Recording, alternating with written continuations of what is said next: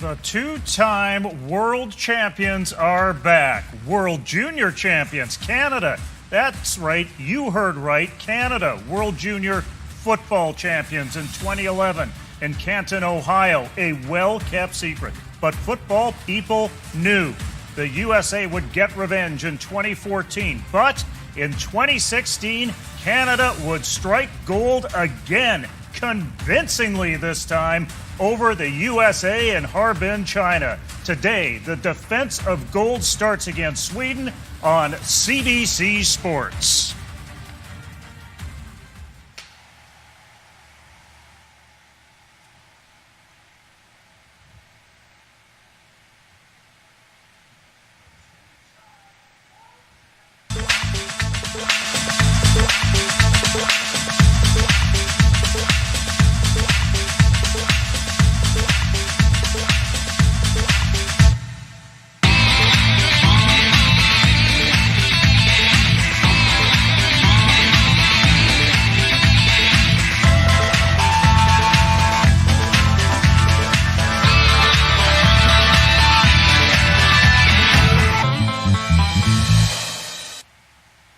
Inside Estadio Olimpico in Mexico, opened way back in 1952, a capacity of 48,000 in this facility for football. These are some of the opening ceremonies from earlier today.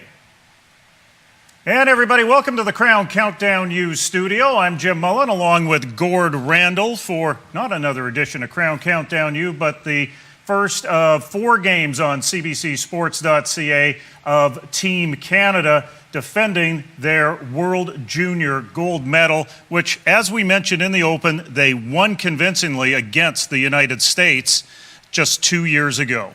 They did indeed, and they returned Steve Samara as the head coach of this squad, and a great collection of talent from across the country. You'll see a lot of names from Ontario and Quebec. Obviously, pretty heavy population centers, but there's guys from coast to coast. You've got Nova Scotians, New Brunswickers, all that kind of good stuff. It's going to be a great tournament for these guys, and I'm really looking forward to seeing what they can bring out there. There are 6 countries heading into this tournament. Canada ranked number 1 thanks to their win in Harbin, China just 2 years ago. But really, when you take a look at it, the United States has to be the top-ranked team coming into this tournament. Well, I mean, it's the International Federation of American Football, and obviously the U.S. is the center, the mecca of the sport. So you've got to believe that with that, plus their population advantages, that they are the hands-down favorite anytime one of these international competitions goes on. But as the Canadian squad's proven in 2 of the past 3 tournaments, they can swing with the Americans blow by blow every single time they play it out with them, and they get a nice opening test here with the Swedish squad. Okay, let's switch to this game. Now, the one time that Canada did play Sweden was a number of years ago, back in 2011. They demolished the Swedes 46-0. I think this game's going to be a little bit tighter because Sweden's got some great athletes. Michael Cox Jr., he's a quarterback, and this tells you how good the Swedish team is at key positions. He's not starting at quarterback. He's starting at wide receiver, and this is a kid who led an 8A Florida team to a state final and won last year, so he's got to be a special package. Well, you know, this is a really good coaching strategy, and it's something you see often at the high school level where you find ways to get the ball to the best athletes that you have, and that's often a strategy that teams will use when they feel like they maybe don't line up at every single position and match up with their opponent as well. And so this particular strategy, look for them to target him early and often as much as he lines up at wideout. And I wouldn't be surprised either, Jim, if they bring him back behind center and have him take some snaps there to change it up as well. Yeah, as we understand, there's no wildcat that Sweden's been running in their practices as of yet. But if you're starting him out at a wide receiver position, would not surprise me at all to see him running jet. I was going to say jet sweeps. Yeah, coming across the formation. We're based here in Vancouver. We'll be doing future games in this series out of Mexico. You know what? In Vancouver, we had a couple of Swedish twins who used to terrorize the NHL. Team Canada has a couple of twins from Vancouver who are probably ready to terrorize the Swedish national team. That's an outstanding segue, Jim. Yeah, Jalen and Tyson Philpott, these 2 guys are absolute rock stars. Sons of Corey Philpott, who played 8 seasons in the Canadian Football League, was an all-star with the BC Lions. He settled down in the Vancouver area, and these 2 are looking to rewrite family history a little bit and have the potential to outshine him. They're one of many BC recruits that the Calgary Dinos pulled this offseason that'll be entering the program in 2018, and they will be looking to shine with, I believe it's Tyson lining up in the slot and Jalen lining up in the backfield, but I could have those backwards. Yeah, they're going to move them all over the offensive formation. They are capable of playing defense as well. Canada, when they went to Harbin, China, ran with a short roster of 37 players by the time they got to the gold medal. They got 45 players on this roster this time around, so maybe they won't have to do double duty, but they are capable of playing anywhere on the field, Gord. Well, and I've coached against those two in the high school ranks, and I can speak to the fact that they are much more dynamic offensive players, and that's where they'll both be playing in Calgary, it looks like, as well. So I would suspect maybe best served keeping both those guys on the offensive side of the ball solely. When you've got the manpower, and I believe that Canada does, particularly in this game, then you let players specialize and focus on their one spot. But who knows? I mean, if this game does start to become maybe a wide scoreline in one direction or the other, maybe Canada does start to experiment and see where they like some guys and move guys around. Canada already knows who they're going to play in what essentially is the semifinal because Mexico just beat Japan in one of the opening day games. So this is a game to really get the kinks out for Steve Samara and company. They've got a bit of a running start here. They've been on the ground since the 9th of the month with training camp in Mexico. The Swedes just landed yesterday.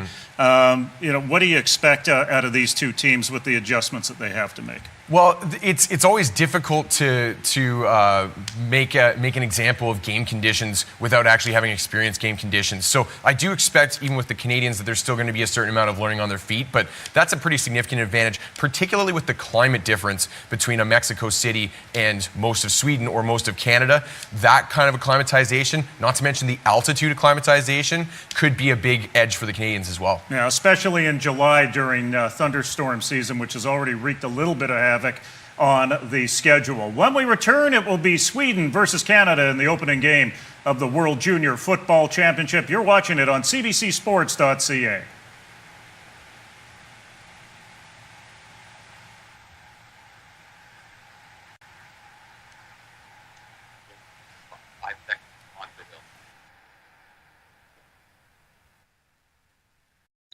Hey, anyone hear me or?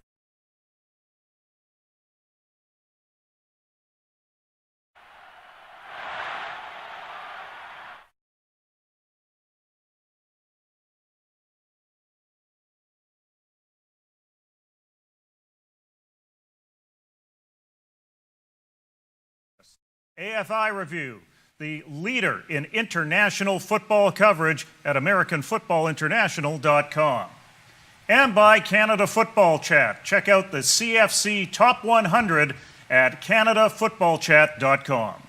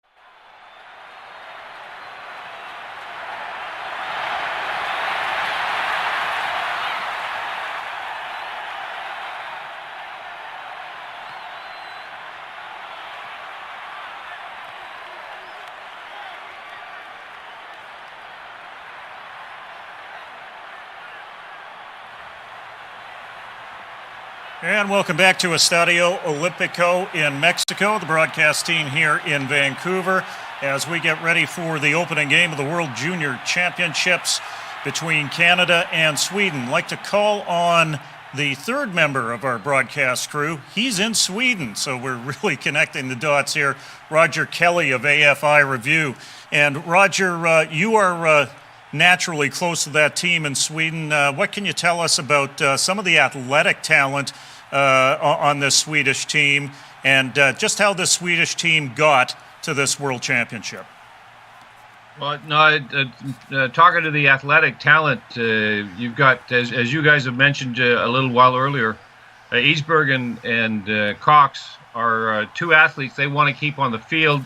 Isberg, a quarterback, he's a natural quarterback, whereas Cox played quarterback last year in the junior tournament that qualified them for this World Championship, and he'll be playing at receiver. Starting at receiver, he could just as easily be playing quarterback, but he's the more athletic of the two. But they're both very quick and athletic players. The rest of the offense, they've got two running backs that I spoke to Andreas Ehrenreich, the head coach of the Swedish team, last night, and he really likes his running backs. Very athletic. They're scat backs more than powerful running backs. The two other wideouts, Johannes Lindius and Edvin Tarboda, they are extremely athletic. Great playmakers, and he's looking for a big game out of those two fellas. The change at quarterback, taking Cox out of that position and putting Isberg into the position, is that a result of also a change at offensive coordinator? A little bit. I think last year, Aaron Fiedler, as you mentioned, he was the offensive coordinator, and he was up until about 3 weeks ago, but he had to move back to the United States because of family issues. He's an American from Virginia. He's more of a run first type of offensive coordinator, whereas Aaron Reich has decided to go with more of a whatever the defense gives them, obviously. But with those two guys on the field, he feels he can throw the ball a little bit more. They ran with double tights last year. I think you saw that as well in some game film. You won't see that. They're not playing with tight ends today at all. Okay, Roger, we'll call on you again in a couple of minutes. There you see the campus of the UNAM and a rather empty Estadio Olimpico after Mexico's win versus Japan. They can put 46,000 into that stadium for the university team.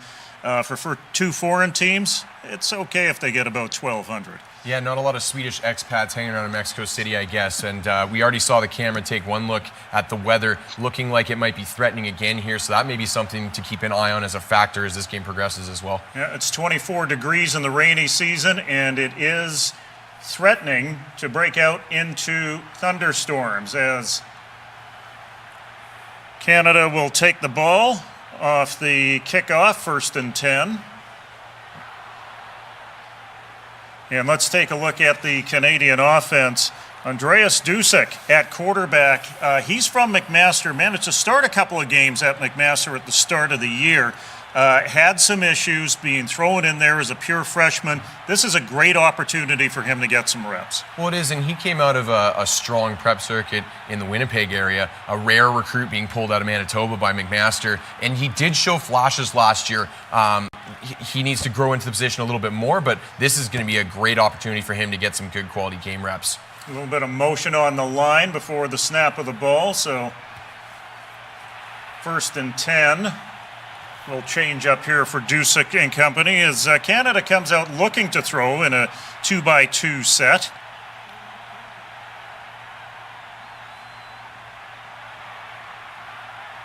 It looked like that was number 55, Adam Siegerland, getting a little bit too eager there right at the nose tackle position. Always a little bit frustrating as a coach when you see the guy lined up right over top of the football jumping offside. So 1st and 5 now facing Team Canada. They go trips to the right side. One receiver, that's Clarcius, to the left.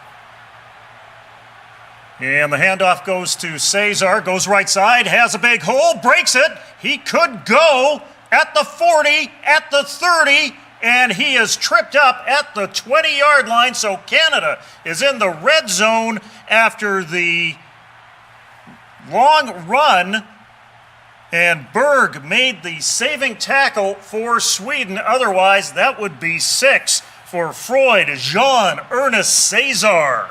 You are going to enjoy saying that name for the next couple weeks, Jim. Big gap right off the right tackle there. Cesar hits it hard. Lots of room. Well done on the offensive line. Also well done on the slot to get that edge block and really spring that off the edge there. A lot of misdirection shown in the backfield there. I like the look early on. So first down in the red zone for Team Canada with the ball just outside the 12-yard line. Dusick in shotgun throws a little too much mustard on that one as he was looking for Clarcius. You had a free man coming off the right side edge there. That was number 91, Felix Gronqvist, providing the pressure, and Duick didn't even really have time to set his feet properly before he had to get rid of that one, and as a result, sails it a little bit high. There were flags down, back of the play. Procedure against Canada. Yeah, that did look like actually Jalen Philpott, number 5 there, maybe getting a little bit eager and moving just a hair early. It was a long count from Dusick. When you're early in the game, the excitement hasn't worn off yet. That can get you a little bit antsy as an offensive player. Taking a look at number 1 on the left side of the line, that was Tyson Philpott. And yes, even though they have been playing with American rules in this game, the Canadian team does need to work a bit of a transition from the 3-down game. A little bit. Actually, that's one thing that the Philpott twins have as a bit of an advantage over most of their teammates, is that they play American rules high school football here in British Columbia. So no transition necessary for those two gentlemen. Unfortunately, we have lost our feed from Mexico City. So with Canada knocking on the door, we have to get back to our broadcast locations and talk just a little bit about what we've seen so far. Really not much to base a conversation on other than Canada looked like they've done a bit of scouting and they came out prepared against a Swedish team that gave up some yards on the ground. Well, it's always nice when you can gash them for a big play on the very first play from scrimmage, and to do so on the ground as well, something that warms my heart as an offensive lineman and a football coach myself. That Cesar really showed off a great burst off the edge there. Looks like he's going to be a real player for them. And I mean, you've got weapons all over the field. Like I said, we talked about them in the opening. I know the Philpott twins well. Great weapons there. Looks like they're lining up a few different looks here, throwing the Swedes off. So it should be it looks like it's setting up to be a pretty good afternoon on offense for the Canadians so far. Well, you know what? It'll be an even better afternoon when we get the feedback. Right now, we're going to take a timeout and deal with the technical issues. You're watching the IFAF World Junior Championship on cbcsports.ca.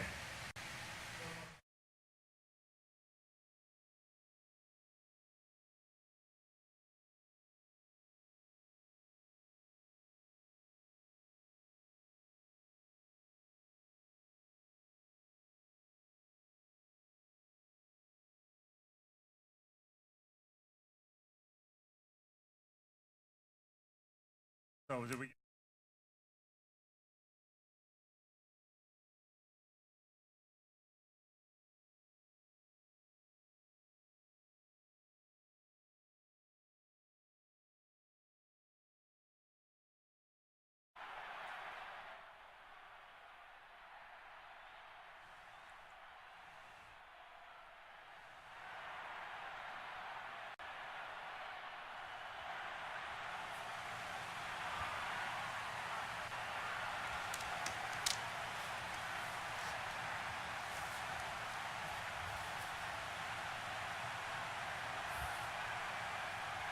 And welcome back, everyone. Dylan Tabone diving into the end zone for the touchdown, open scoring for Canada. Canada goes up 7-0 after a very efficient first drive, even though we could not be technically efficient to bring you the touchdown live. Yeah, don't know how many plays we missed in there. I would say based on time, probably 1 or 2 if they've already scored the touchdown and kicked the extra point at this point in time. Great start, as we were talking about, for the Canadians on offense. And they get to kick the ball back off to Sweden and head on out on the defensive side of the ball now. Let's bring in Roger Kelly. Roger, a little disheartening for the Swedish national team, given that this is the type of game that they probably want to hang in there with Canada. Well, they were concerned about the speed of the Canadian team. I think we saw that on that, what was it, a 60-yard run? So that was a problem. They knew that they would be facing this. It wasn't the physicality as much as it was the speed of the Canadian team, and that was proven out right away. Well, let's see what this Swedish national team, wearing the 3 crowns, has to offer up offensively. This is where a lot of the athletic talent is, and the Rookie of the Year from the Chorizo Royal Crowns, Dennis Easberg, will take controls. That's number 1 at quarterback. They come out with a 3-receiver set and split backs on first down from the 18-yard line. Easberg hands the ball off to Gustafsson, straight into the line, good for a gain of maybe 1. Tanner Schmeichel with the stop in the middle, the recruit of the Regina Rams. Also saw number 11, Lake Corte Moore, in on that tackle, pulled out from the Ottawa area to UBC for next fall. He was a big get for Blake Nill and company out here in Point Grey. 2nd down and 9 facing Sweden.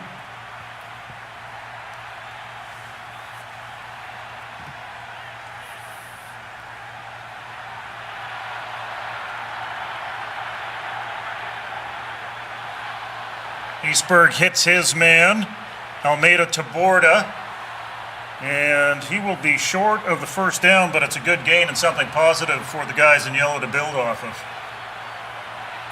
Yet to get Cox Jr. involved. He's been the one lining up on the slot on the lower side of your screen there. He returned that kickoff as well. So looking to see some touches for that man, although, as Roger said in the opening, Almeida Taborda is another guy they're high on.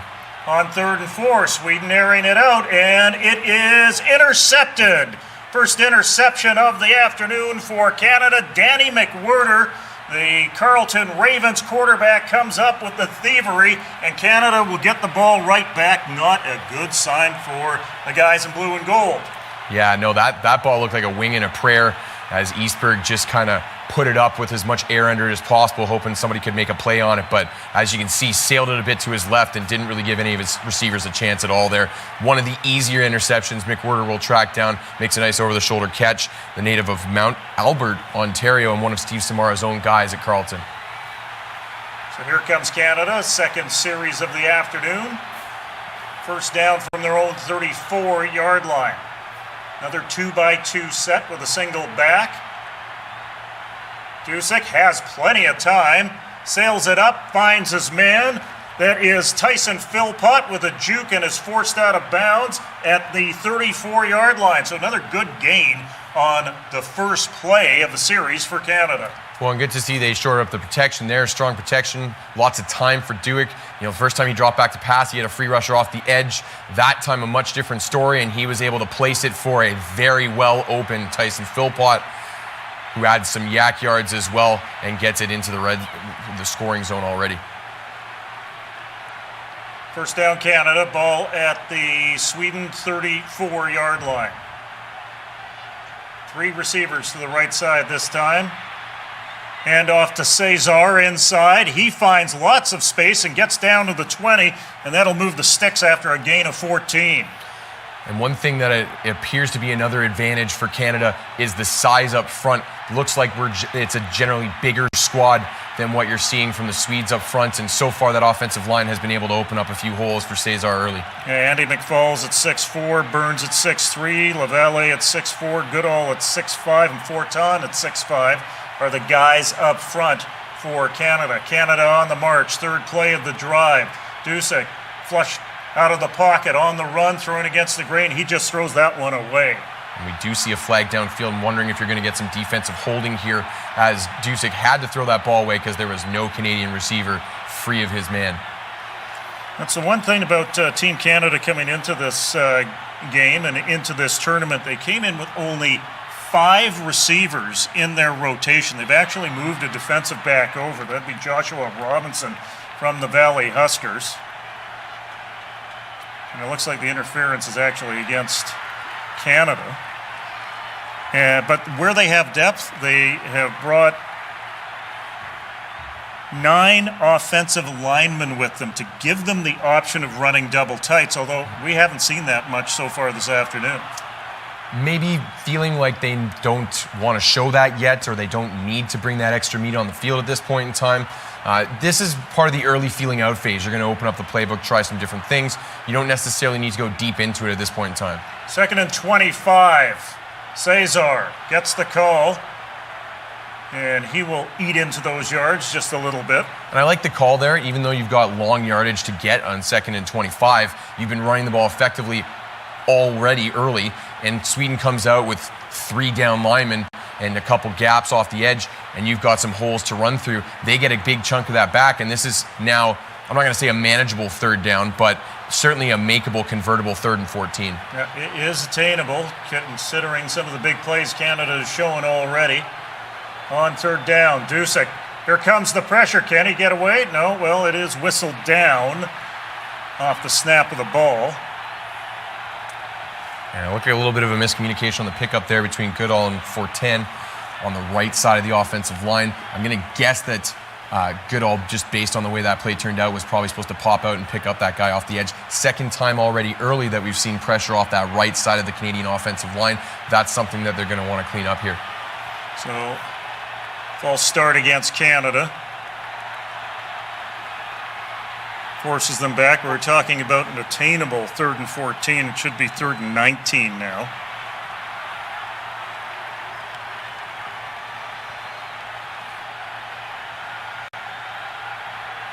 All at the 29-yard line. Cesar will find some room, stays on his feet and gets across the 20 down to the 14-yard line. Great second effort by the 5'11" running back out of Vieux-Montréal. And that looked like the same run scheme that we saw in that very first touch for Cesar that he busted for about 60 yards. You'll see Jalen Philpott this time, motioning towards the left side of the offense as they go back in the other direction with Cesar. And man, did he pick up a lot of those yards on his own, 2 or 3 Swedes on his back.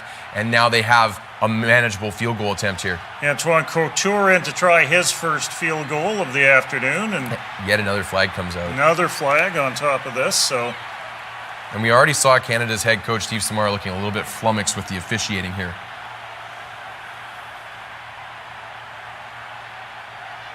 Unfortunately, we can't pick up the microphone from the head official on our feed.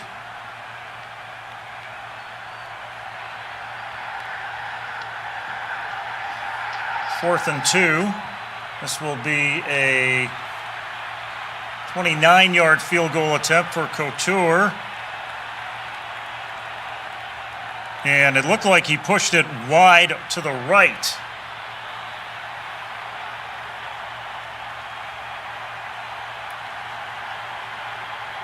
Just wondering on 4th and 2 after the penalty if Canada may have wanted to go for it again. I know that if it were me in that situation, I'd want to keep the foot on the gas pedal. Yeah, a little bit surprising, but at the same time, you also want to get your kicker involved in the game too and make sure that part of your team is ironed out as well.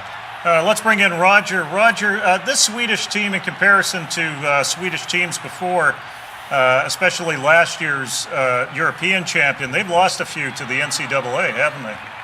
You're absolutely right. 3 of their linemen, 2 of them, one's gone to Rutgers, and they've all gone to Division I schools. And that's a big loss. I talked to, as I was saying, I was speaking to Aaron Reich last night, and he said this is not the same team on the line that it was a year ago. Right now, not steady at quarterback as it's kind of Bambi on ice right now for Dennis Eastberg. He has got off to a rough start with an interception. Right there, a fumble. Losing 3 yards on that last play. We call it 2nd and 13 with the ball at the Sweden 17-yard line. The give to Gustafsson. He blasts up the left side, stays on his feet. And the ball went onto the rug, and it looks like it might be Canada football. What a nightmarish start for the Swedish offense. Some good jitter from Jonathan Gustafsson, one of the Swedish team captains, on his first touch of the day, but puts it on the turf, and that is now 2 turnovers via different methods in 2 possessions for the Swedish offense. Really not a good start for them. Well, it looked like when we looked at one of the earlier games between Australia and the United States that the Australian team was physically ready, but they turned over the ball 5 times.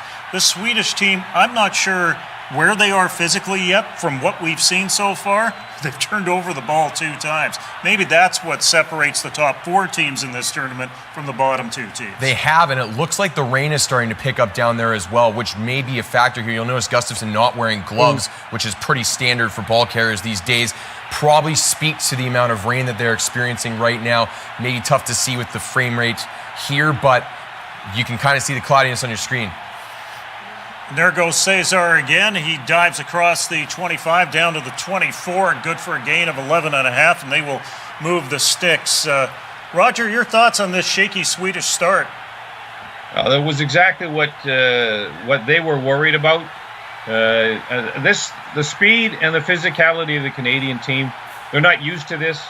It's one thing to play Finland and beat Denmark in a final last year, but to play against Canada in the opening game, that their worst fears are being realized right now.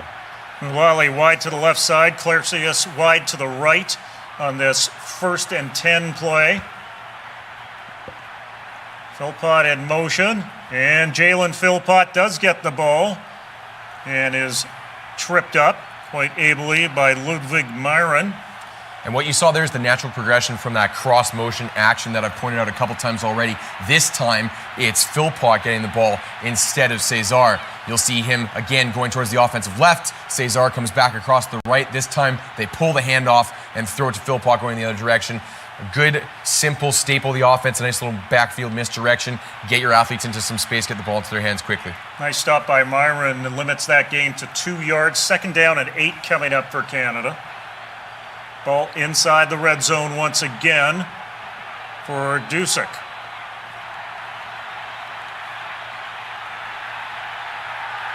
There is the handoff to Jalen Philpott, and Jalen Philpott is into the promised land for 6. Touchdown, Canada. So we are seeing that motion from the slots, in particular Jalen Philpott, appears to be a staple of what JP Aslan has put in on the offense here for the Canadians. This time he starts on the left, motions across the right, and receives the jet sweep and takes it to the house. You can see how dynamic of an athlete Jalen Philpott is. Couture in for the point after.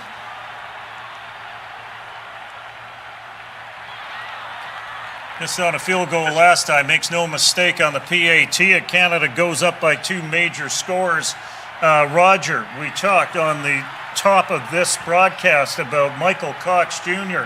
You know what? We haven't mentioned him at all between the lines so far.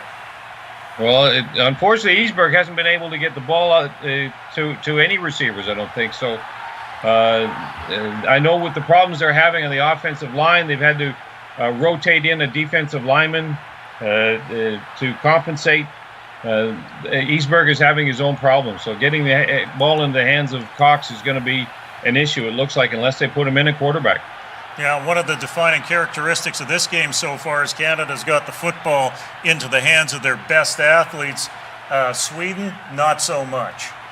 And one of the things that's really standing out for me too, Jim, is as you watch the replays of that last score there, is I've noticed a couple times some of the skill position players and the amount of effort they're putting in blocking plays up on the edge when the ball's been on the ground. That time you saw some great downfield blocking by Tyson Philpott to lead block for his brother. Another note on the Philpotts, a lot of people in the BC community were pretty surprised that they didn't get Division I interest from the NCAA, but their loss is Calgary's gain. I know Wayne Hare is very excited about those two. Sweden will start 1st and 10 from their own 21 after that return by Michael Cox Jr. Finally, we get to mention his name. And he's a guy, you can see those bright orange shoes. He's a guy that you can see pretty easily on the screen with those shoes standing out. Usually lines up on the right side of the offense from what we've seen so far. And you can see some of the athleticism from him right now. Just maybe needs a little bit more help in front as about 3 Canadians converged on him at once. You can also see how this turf is getting torn up in the middle of rainy season in Mexico City. It's going to be very interesting to see how they play 9 games in this tournament in this one facility over 8 days as the rain is coming down at Estadio Olimpico. First down, Sweden at the 21. They go with Gustafsson again, straight up the gut for a couple. And a good positive play to start things out. Always what you're looking for in this situation as an offensive coordinator. Get some positive yardage, have a plus play on first down, and settle your guys in a little bit. I know I always like as an offensive coordinator to keep the ball on the ground in that situation, put it on the backs of my big boys, let them start getting to work. Gain of 3, 2nd and 7. Canada brings 4, the pocket breaks down, and so does Easberg. Kind of a team sack there by the guys in red. You know, and I don't think the pocket really broke down as much as Easberg thought it was breaking down. It looked like he had another second to throw. Don't know what he was seeing downfield necessarily, but you can see Easberg already moving his feet before the snap there. He looks really jittery right now. Yeah, Schmeckel did get free on the inside, but Easberg with a little bit of a sidestep could have bought some time for himself. It brings up 3rd down and 7. Screen set up, and with that rain coming down, Jarwali could not secure the football. That'll bring up a punting situation for Team Sweden. Not a bad response to your offensive line having some struggles in protection the previous play. If you're going to get by us when we're trying to block you, we're just going to not try and block you and slip by you. Understand the logic there for Sweden. Unfortunately, you can see the weather in the background here. It's got to be tough to pass and catch the ball right now. Easberg to punt this one away.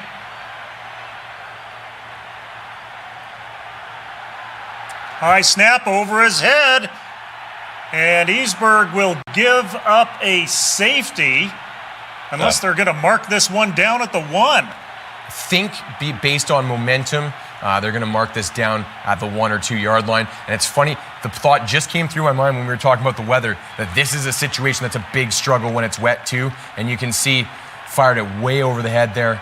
That's his first punt snap of the afternoon as well with the turnovers. That's a tough situation for a snapper to be put in, and unfortunately ends poorly for Sweden.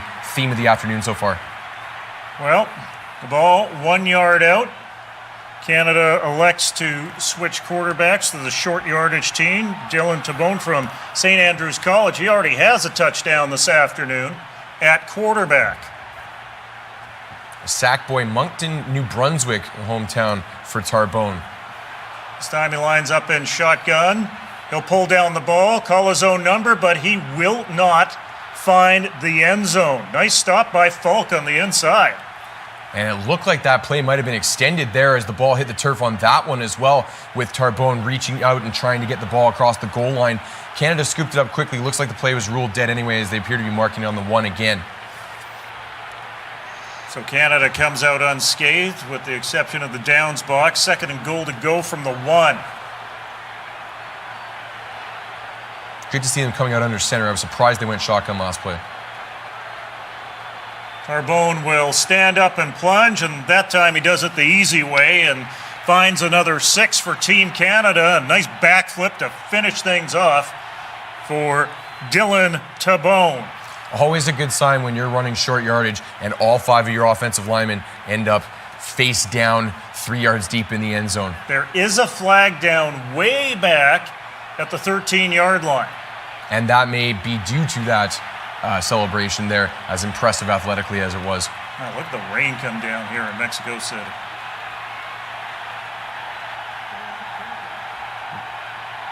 Yeah, and that will be an unsportsmanlike conduct penalty on the backflip there.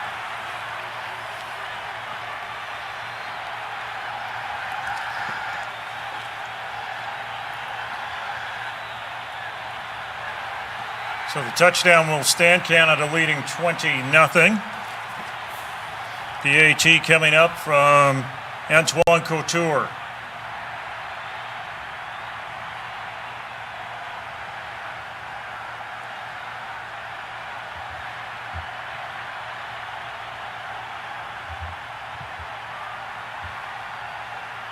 Good job to get the ball pinned and into place for Couture for the point after. Roger, let's talk a bit about the European landscape when it comes to IFAF. I know a lot of people out there are well aware there was a split in IFAF. I think that had an impact on the team that is appearing in this tournament. There are a number of teams in continental Europe that did not participate in the European Junior Championship who may have been a little more competitive than what we've seen so far out of this team, Sweden.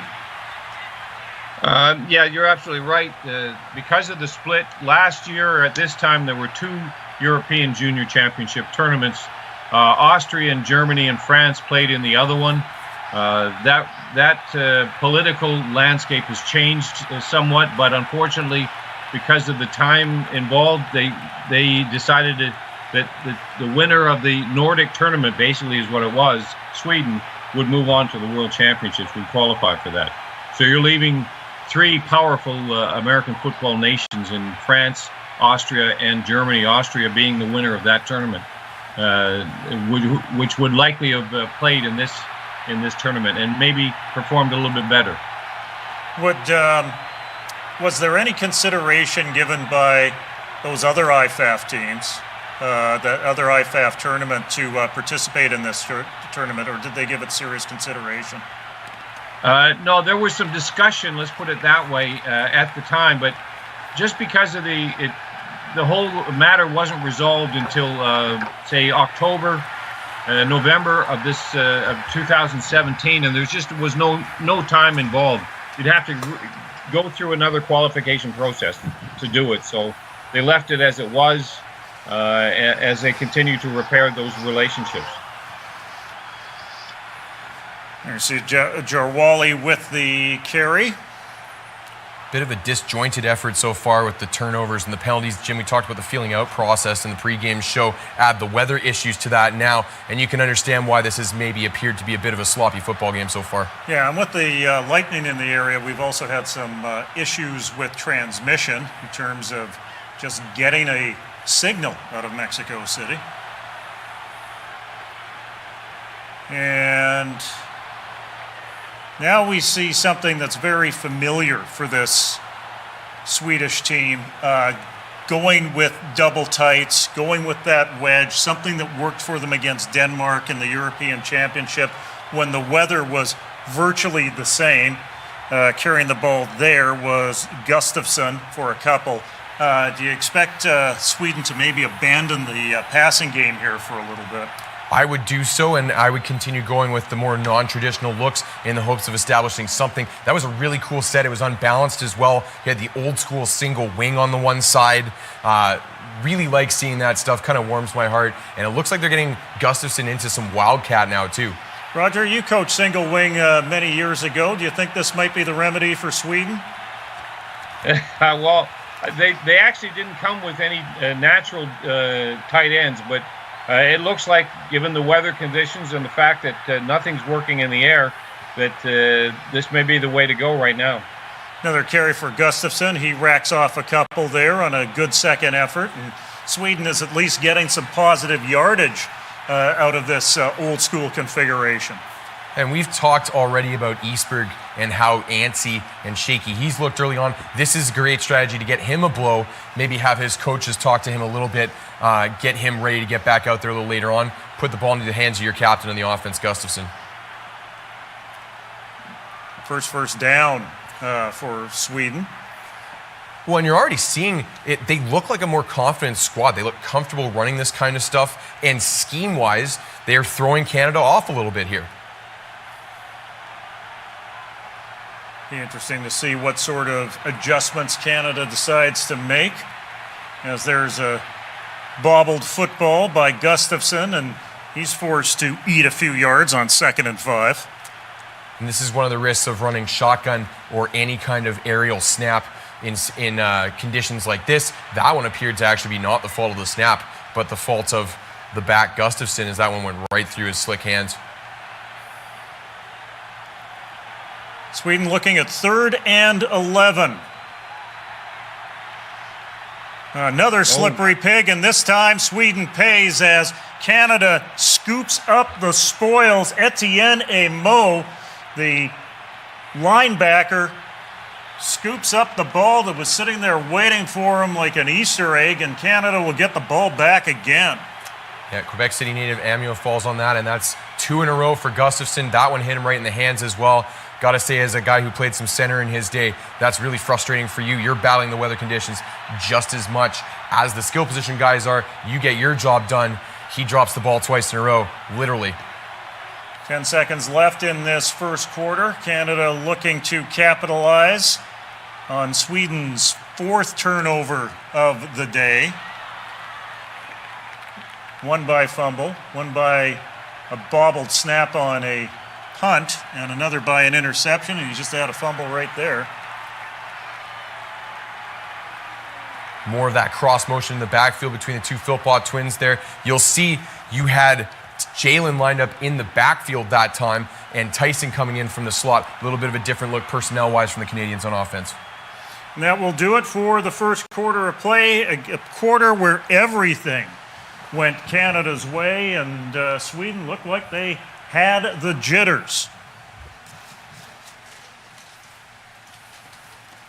Canada leading by 3 majors. You're watching the IFAF World Junior Championships from Mexico City.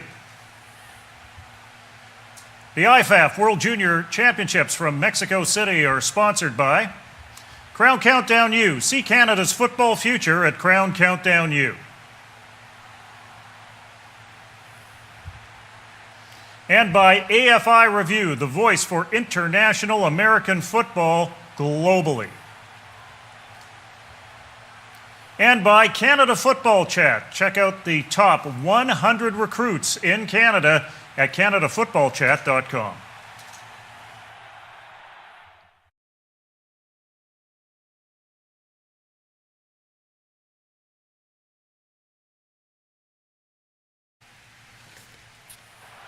Ay, caramba. That is hard calling that thing.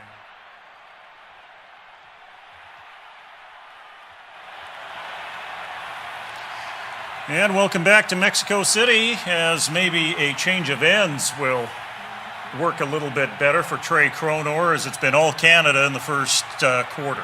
But some positive signs from that Swedish offense, that last possession, even though it ended in another turnover for them, unfortunately. They moved the ball well, and they earned those yards too. It's not like they were lucky big break plays, somebody falling, something like that. They earned, grinded out some yards there. That's at least a step in the right direction for that Swedish offense. A lot of people were assuming that the easier of the two teams to face in the opening game would be the Australians. Physically, the Australians played a better game against the United States than what we've seen out of this Swedish team so far. On second down and 2, that is Jalen Philpott with the carry and the first down for Canada. And this is one of the luxuries the Canadians have. We talked about some of their weapons, maybe not in terms of numbers, but in terms of talent. You've got versatile guys that you can move in and out of different positions. Both the Philpotts we talked about off the top of the program can line up at the wideout position or in the backfield. So Cesar hasn't even been on the field in this particular possession, and they're still able to eat up chunks. And Philpott remains in there. Jalen, that is, at running back, is brother Tyson to the top of your screen, number 1 at the inside receiver position on first down. Dusick steps up, directing traffic, decides to take off with it. Now he's on his horse, and now he's got some extra yards as well. Dusick could go, yes he does, into the promised land for another Canadian touchdown.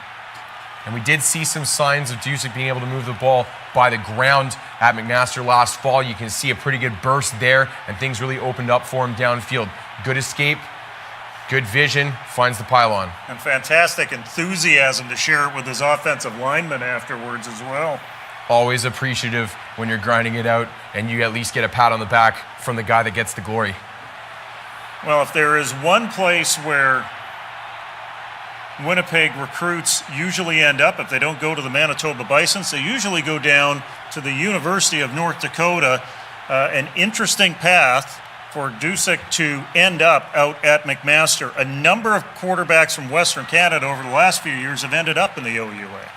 They have. His predecessor, Asher Hastings, was a Western Canadian guy as well. He was a Regina native. And so that seems to be an interesting bit of pipeline or recruiting strategy from the Marauders. And it's been successful for them, one of the better programs in the OUA consistently over the past decade.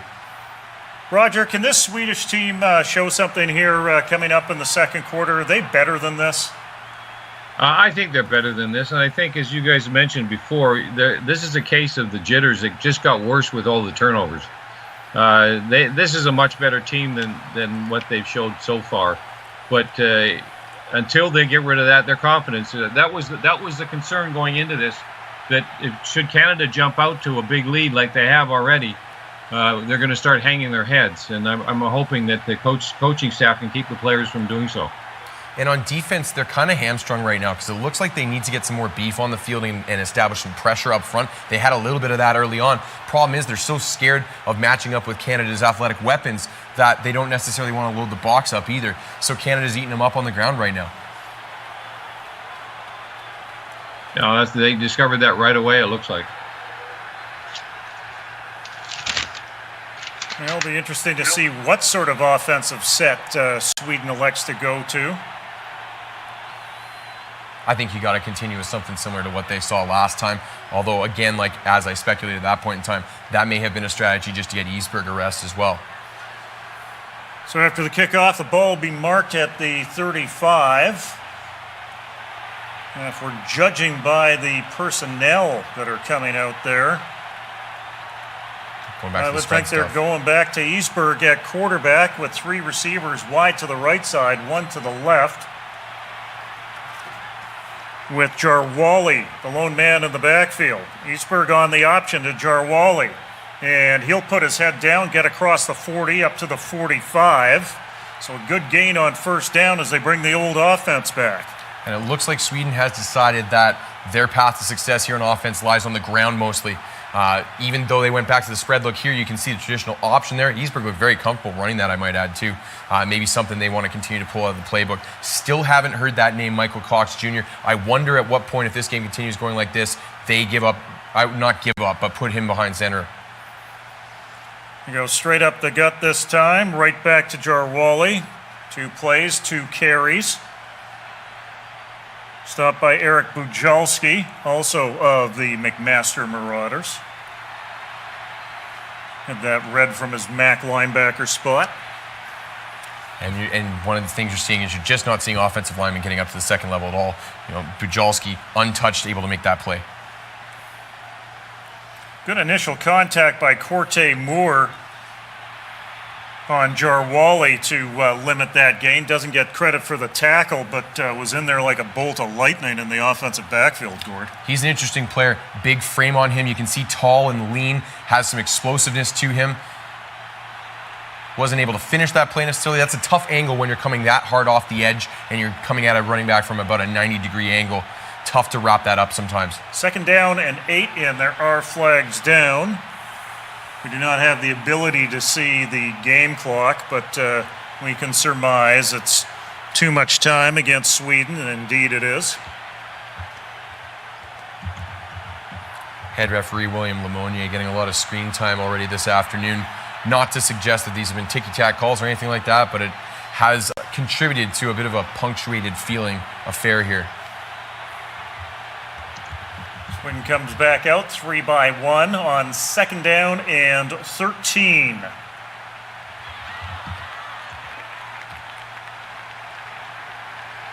Good protection this time for Eastberg. Airs it out, and it is caught at the 35-yard line by Victor Wickstrom. Good protection strategy there too. Scheming your quarterback to throw on the run often helps keep some of the pass rushers at bay. Changing the launch point, always a good strategy. It also makes it an easier read for the quarterback because it cuts his field in half. It can sometimes be easier to defend, which is the downside to that, but giving Eastberg some cleaner reads right now can really help him establish a rhythm and get him going too. They mark it at the 32. Eastberg runs option. Ball pops loose. Who's got it? That's scooped back up by Jarwali as he found the handle on it. Not quite as confident looking of an option that time. This time Eastberg going to his right. And that ball did hit Jarwali. in the midsection, so it wasn't an awful pitch. It just looked like he wasn't quite ready for it there. Fortunately for Sweden, he gets on top of that, and they are not victims of another turnover here. Well, one way or another, that play looked like it was bound to lose a couple of yards. And as a result, with the fumble and the recovery, it lost 5. 2nd and 15, Sweden from the Canada 38. First carry of the day for Vargas Valderrama. Don't call him Wilmer. There's a new look as you want to rotate in some of your different running backs. We saw Gustafson, we saw Jarwali, and now it looks like we're seeing a stretch for Vargas Valderrama as you just got a look at the Canadian defensive coordinator. That's Acadia University head coach Jeff Cummins there. He has to be pleased with what he sees so far, but what sort of barometer is it when you're going to face a team like Japan in the semifinal and then the winner of Mexico, USA, if you're lucky enough to get by Japan? Yeah, I mean, it's still a good barometer. What you do as a coach is you adjust that. You hold them to a higher standard in terms of executing their assignment, and you hold them to a higher standard on fundamentals, things like rallying to the ball, which is something that we've seen Canada really excel at so far today. Lots of gang tackles for the Canadians, making their lives easier. 4th and 7, and Eastberg's just going to hit the turf about 4 yards short of the first down. So in terms of turnovers, they've hit for the cycle. This one's on downs. And you know, a little bit disappointing when you're running a 4th down play and your quarterback protects himself before he gets to the sticks.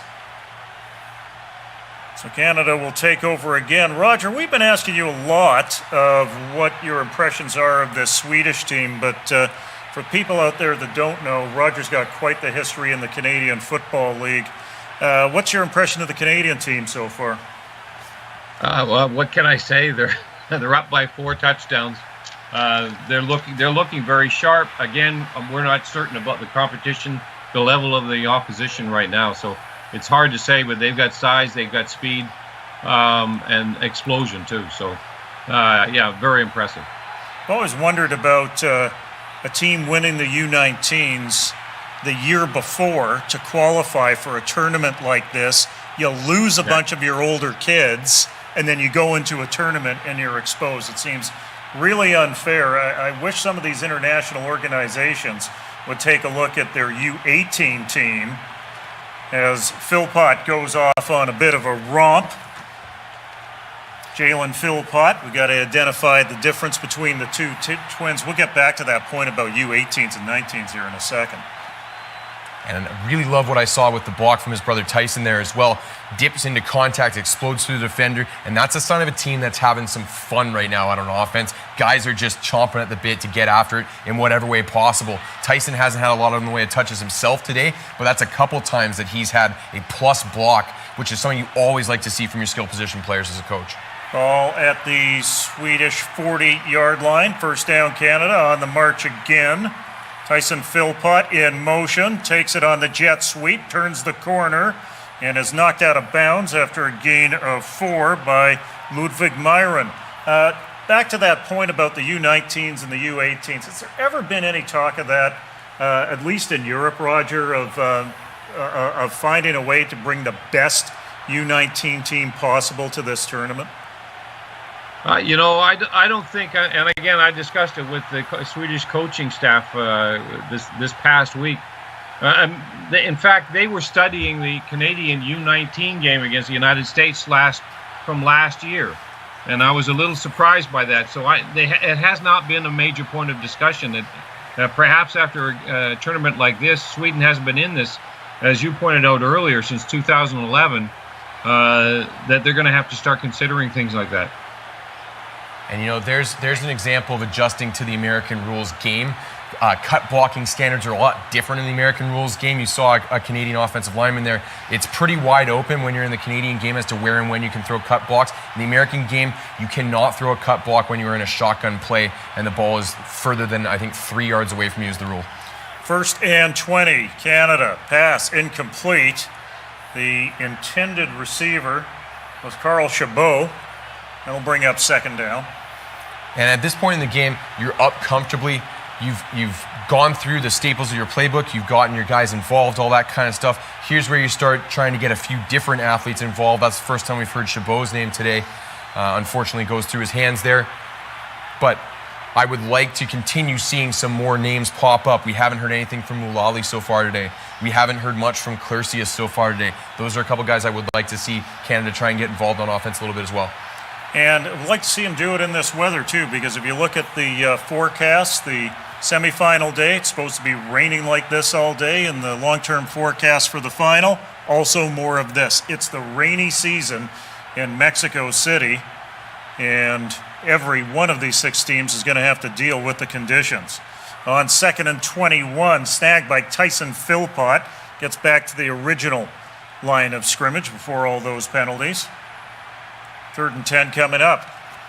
You know, we've seen multiple times here where the Canadian athletes are just able to create their own space. It looked like at least one guy schemed to bottle up Tyson Philpott there, and you can see just how much cushion he had after he made his break. Easy pitch and catch when you have that much space to work with. There's an injured Swedish player near the Swedish bench. It looks like it's Victor Garcia Blomback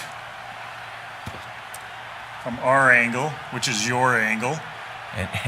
And he got Blomback on that one. Tyson Philpott lowered the shoulder into him. Been really impressed, as you probably noticed, with his physicality so far today. He did it again there. Roger, talk a bit about the growth of football in Europe. We're tempered by numbers that we see in terms of registration going down in the tackle game, even though it's going upward in the flag game. What's the growth like in Europe when it comes to tackle football? I've been covering football in Europe for the last 10 years or so, and I've seen an enormous growth. Of course, the NFL, strangely enough, but of course the NFL had some impact on that. But it's after the NFL Europe folded or finished in 2007 that it has really exploded. Right now there are 32 countries that play organized American football. Somewhere in the neighborhood of 1,500 are playing in Europe and alone. It's truly amazing over the last decade. 3rd and 10 facing Canada. Dusick sails it up over the middle. He's got his man into the end zone for the touchdown. Romps Carl Chabot. That's right, Carl Chabot, the Saget player at College Lionel Gruel in Quebec City. Makes the catch there. Again, a wide open Canadian going free downfield. Liked what they did with the formation there. That's a good alternative to bring in tight ends onto the field. You keep your smaller skilled receivers and you just tighten up the formation to give a different look there. That creates more traffic and helps get those receivers a little bit more open if they're going down the seam like that. Chabot remains on the field to pin for Antoine Couture for the point after.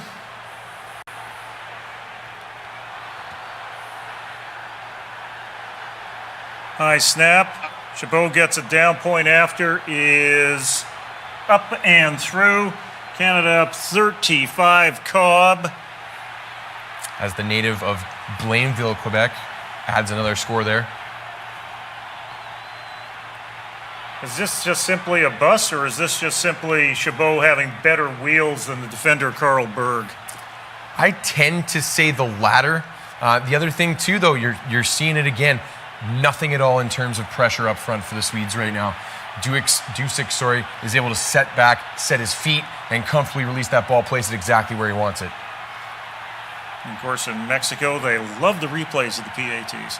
I am looking forward to getting out of this studio and getting down to Mexico. That's when we will call our next game midweek on Wednesday, Canada and Japan.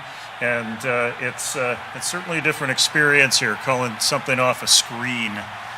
I'm just happy to hear about the weather report because it might make the football worse, but on the plus side, a couple Scottish Canadians going down there are not going to end up burnt to a crisp.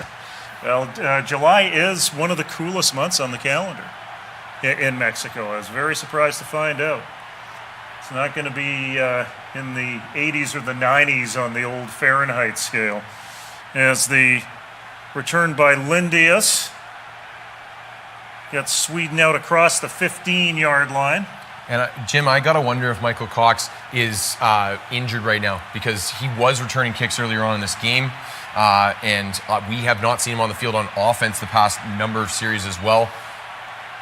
That's unfortunate news for Sweden as well. One of their better weapons, a guy with a big American pedigree. That's a guy that you can't afford to lose when you're in a situation like this as you're Sweden. Actually, there he is, behind center. There you go. The former Florida high school quarterback led his team to an 8A championship in the state. I didn't know there were that many A's in high school football. 8A championship.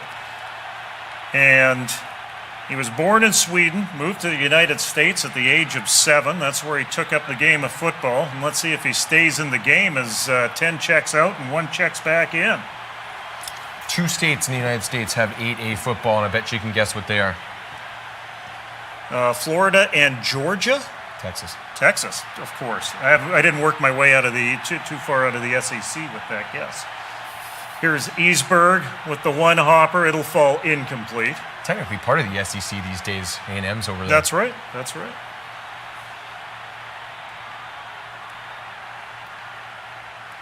Roger, maybe talk to me a little bit about some of the recruiting that's gone on in Europe. We talked a little bit earlier about some of the Swedish players from last year's U19 team, 3 of them that ended up at Division I schools. What about across Europe? Scouts are aware of developing talent there, aren't they? Yeah, exactly. Well, over the last 2 years, we've seen a huge difference in that. There's so many more players that are being discovered and heading over to either to prep schools or right to Division I schools, all from Germany, from France. So they are starting to notice that there's a lot of talent in Europe. Easberg airs it out, and it falls incomplete. Good defense provided by Sean Boucher on Johannes Lindius. And it's unfortunate with that split we were talking about earlier in the European ranks, that some of those countries that may have otherwise been here that aren't here, those kids are missing out on those opportunities. And we saw Dr. Kasama, for example, a guy that was recruited largely out of this tournament a number of years ago, went on to star at the University of Calgary. We've seen U Sports schools, I guess I got to put a dime in the jar. We've seen U Sports schools recruit guys out of Mexico, out of Japan, out of Sweden, out of Germany in the past. Sean Olsen, who played in Austria, who's part of the Crown Countdown U show, has recruited in the past out of Austria. Mm-hmm. Has indeed. A couple players I played with, Dominic Bundschuh being one of those, a guy that was recruited out of the Vienna Vikings program. Those are some of the guys that may not get that opportunity because they're just not going to get the exposure in this current environment. About a third of these players on this Swedish team play in a men's league, or Division I or Premiership in Sweden. Roger, what sort of development is there for players that are of the high school age, that are in the minor ranks? Well, they do have. There's a school called RIG, they call it. You might call it the IMG Academy of Sweden. There are quite a number of players on this team that attend that school, and the head coach of this team is also the teacher coach of that team at that school. So development in Sweden is growing quite a bit, and I really like the direction everything is moving. And no surprise, you just saw some clips of some of the starting Canadian offensive linemen on the sidelines. In a short tournament like this, when you're a national team, you want to find ways to get all of your guys on the field. Good to see them getting their guys some time, because some of these guys who aren't starting. Hail Cesar down across the 40-yard line. Busts off another big one, Gord. Blink of an eye, he's so fast, he hit it right in the middle of my point there. He just made another point with a long carry into Swedish territory. The well-rested Cesar after taking a series off. Looking a little Sean Thomas Erlington there, I might add. Sean Thomas Erlington, great story in the CFL ranks. Rare that you see a Canadian running back get involved. You now have 3 guys that are prominent names as Canadian running backs in the CFL. 35-0 Canada here in the opening game of the World Junior Football Championship. As Dusek calls his own number, gets to the 31, and then is rolled out by 31, Klaus Mazzetti. It's a new name there behind center, Lucas Boulanger. Check that. 8, not 4. Another example of getting your guys into the game there, Jim. You know, when you have what's essentially a 3-game tournament, some of these guys may not get another opportunity to get onto the field. You want to give them the opportunity to represent their country in a game situation. Talking with Steve Samura about Boulanger. He's a good running quarterback. He's an athlete that plays quarterback that has a great upside if he can develop more of his game. One of many names on this roster from the Champlain Cougars, CEGEP. And many more names from the CEGEP ranks elsewhere as well. A real statement to the quality of that prep circuit, or JUCO circuit, if you're more familiar with the American system in Quebec. CEGEP somewhere in between, really, when you take a look at it with that extra year tagged on. That's why we don't see RSEQ schools being listed with this U19 team. We see Canada West schools that have made their contribution. We see a couple of names from the AUS schools and some schools from the OUA, not all. We don't see a couple of schools. They're notorious by their absence in terms of contributing players. Talking with Coach Samara, he said he got about 60% of what he really wanted on this roster in terms of commits.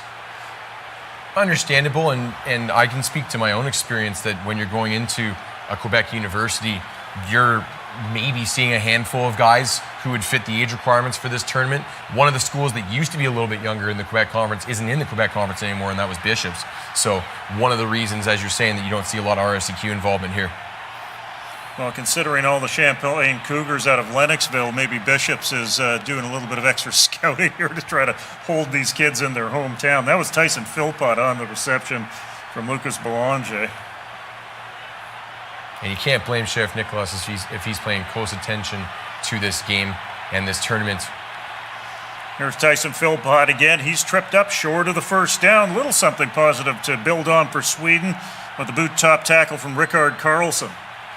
And again, you talk about coaching to a higher standard, holding a higher bar in a game like this where you feel like you outclass the opponent a little bit. I would like to see Canada start diversifying their attack in terms of who's touching the ball at this point in the game, as we're still hearing a lot of Philpott, a lot of Cesar. And for the first time this afternoon, Sweden is forcing Canada to punt, and that is a sloppy snap, but Couture gets it away, and it turns into a fine punt from a bad situation that'll be down inside the 4-yard line. Man, everything is coming up Millhouse this afternoon. That snap looked to hit one of the up-backs, and that's one of the risks that you run with this newer style of punt team where you have multiple up-backs. Yeah, a little bit to the left there, but it did hit one of the up-backs. Good job by Couture to pick it up. He just kind of blindly kicks it, and it sticks in the turf at the 3-yard line. I mean, what are you going to do? So not a great piece of real estate for Sweden to start out. First down from their own 4-yard line. 47 seconds left in this first half.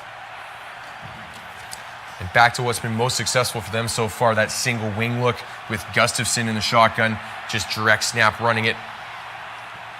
One of the things you like about direct snap, it's one of the reasons why quarterback runs are becoming so much a bigger part of offenses these days, is you essentially gain an extra blocker when you're going direct snap runs. And Sweden will stay safe with the direct snap. Gustafsson again across the 15 up to the 18-yard line. And he is stopped by Tyler Going, the Okanagan Sun player, one of 3 players from the BCFC on this Team Canada roster. Good opportunity for the Canadian Junior Football League to get a few players in the mix and get some profile. And they continue to be a very effective pipeline, especially out west for the Canada West squads. I talked about the number of BC recruits that the University of Calgary pulled in this year. A lot of those guys from the junior ranks. Well, when we come back for our halftime, we'll bring Roger Kelly back. We'll take a look at the previous games this afternoon. Canada leading by a ton, very, very convincingly, 35-0 over the European champion Team Sweden. You are watching the World Junior Football Championship on CBCSports.ca, brought to you by Crown Countdown U.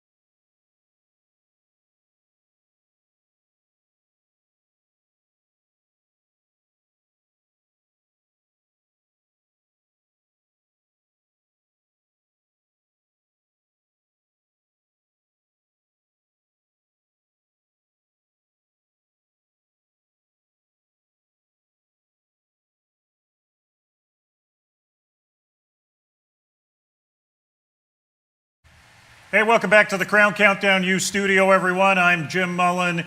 He is Gord Randall. Roger Kelly's in Sweden. Canada is all over Team Sweden right now. 35-0 at the half. You never know what to expect in these first games. Did you expect something like this? Maybe not something quite this lopsided, but it started early on for Canada as they had that 4-play drive march right down the field to start with, put it in the end zone there, had that first play from scrimmage go for 60 yards on the ground. When you know that you're risking things as an underdog and the first play for you against you on defense goes for 60 yards, that can really take the wind out of your sails. I think we saw that a bit from Sweden. They got jittery, or I should say maybe they were jittery and the jitters got worse, started turning the ball over. The rain started kicking in. I mean, it was really Murphy's Law, in particular in the first quarter for Sweden. Things maybe getting a little bit better in the second quarter, but not a lot. And the thing is, now if you're Sweden, you've got to find ways to motivate yourself and at least play for some pride here in the second half. Roger, where was this on the level of expectations for you if you're approaching this from the Swedish angle? Well, I don't think anyone expected it to be as lopsided as this. Naturally, they were a little concerned going into it that if Canada jumped out to a big lead, that the players would start hanging their heads. I don't know if that's the case, but they haven't gotten rid of their jitters yet. I also think arriving only yesterday into the altitude and heat of Mexico City has maybe had an impact on the Swedish team. Yeah, that's right, and we mentioned that off the top. Sweden with 1 day of prep in Mexico, Canada with 5 days of prep in Mexico. If you're just tuning in right now, well, how did this happen? We're going to show you right now. Let's go to the highlights. Okay, first of all, Andreas Dueck. He passes the ball off to Jalen Philpott, who sprints into the end zone for the major. Canada increases his lead to 14-0 over Sweden. 4:36 left in the first of this junior championship. Dylan Tabone calls his own number. He plunges in. Andreas Dueck, he sprints down the field for a couple. Carl Chabot on the receiving end of the final one to put Canada up 35-0. Gord, this is completely convincing. It is convincing. They're doing it different ways. They've done it on the ground. They've done it through the air. Everything's working for them right now. You've heard some different names get involved. I would like to continue to see more different names get involved for the Canadians on offense, but just about everything working for them in the first half, including all three of their quarterbacks getting involved, which is something that's rare for a full football game, nonetheless, the first half. All three of their quarterbacks getting involved, but what about their wideouts, especially to the field side? Lots of contact to the inside receivers, lots of use of the tailback, but nothing so far that really opens things up down the sidelines. No, and it was the Philpott show, and I mean, of personal interest for me is, Jalen and Tyson Philpott just dominated the BC high school football ranks for both the last two seasons, single-handedly basically winning their team a championship in their grade 11 year, moving up a level and being one of the top 5 teams in the province their senior year as well. And there's not a lot of crossover between BC and the rest of the provinces in Canada, the rules thing being one of them, and just some geographic issues being the other. So those two dominating and being the focal points of the offense was something that really raised my eyebrows. I would like to see, we heard nothing from Kevin Clarcius. We heard very little from Chabot prior to that big long touchdown. We heard nothing at all from Glodin Moulali. Those are some names we'd like to get involved because this is the opportunity to do so. And there may be some limited opportunities for those receivers because of the scoreline. You don't really want to be throwing the ball down the field that much when you're up by 30, 40 points. So they should try and get that out of the way early, get those guys their touches, get them fed, and then maybe move on to something else. Roger, this is an unknown tournament for many people. They don't even know a World Junior Football Tournament exists. It's been going on now since 2009, more or less. You got 2 stars to actually sell this to folks in Canada with the Philpotts. You remember Corey Philpott because you were involved with the BC Lions when he was around. When you see these 2 kids, these 2 twins, did they remind you of Dad? Oh, the explosion of Corey. I mean, the thing that always struck you about Corey was his explosion, and both Jalen and Tyson have got that.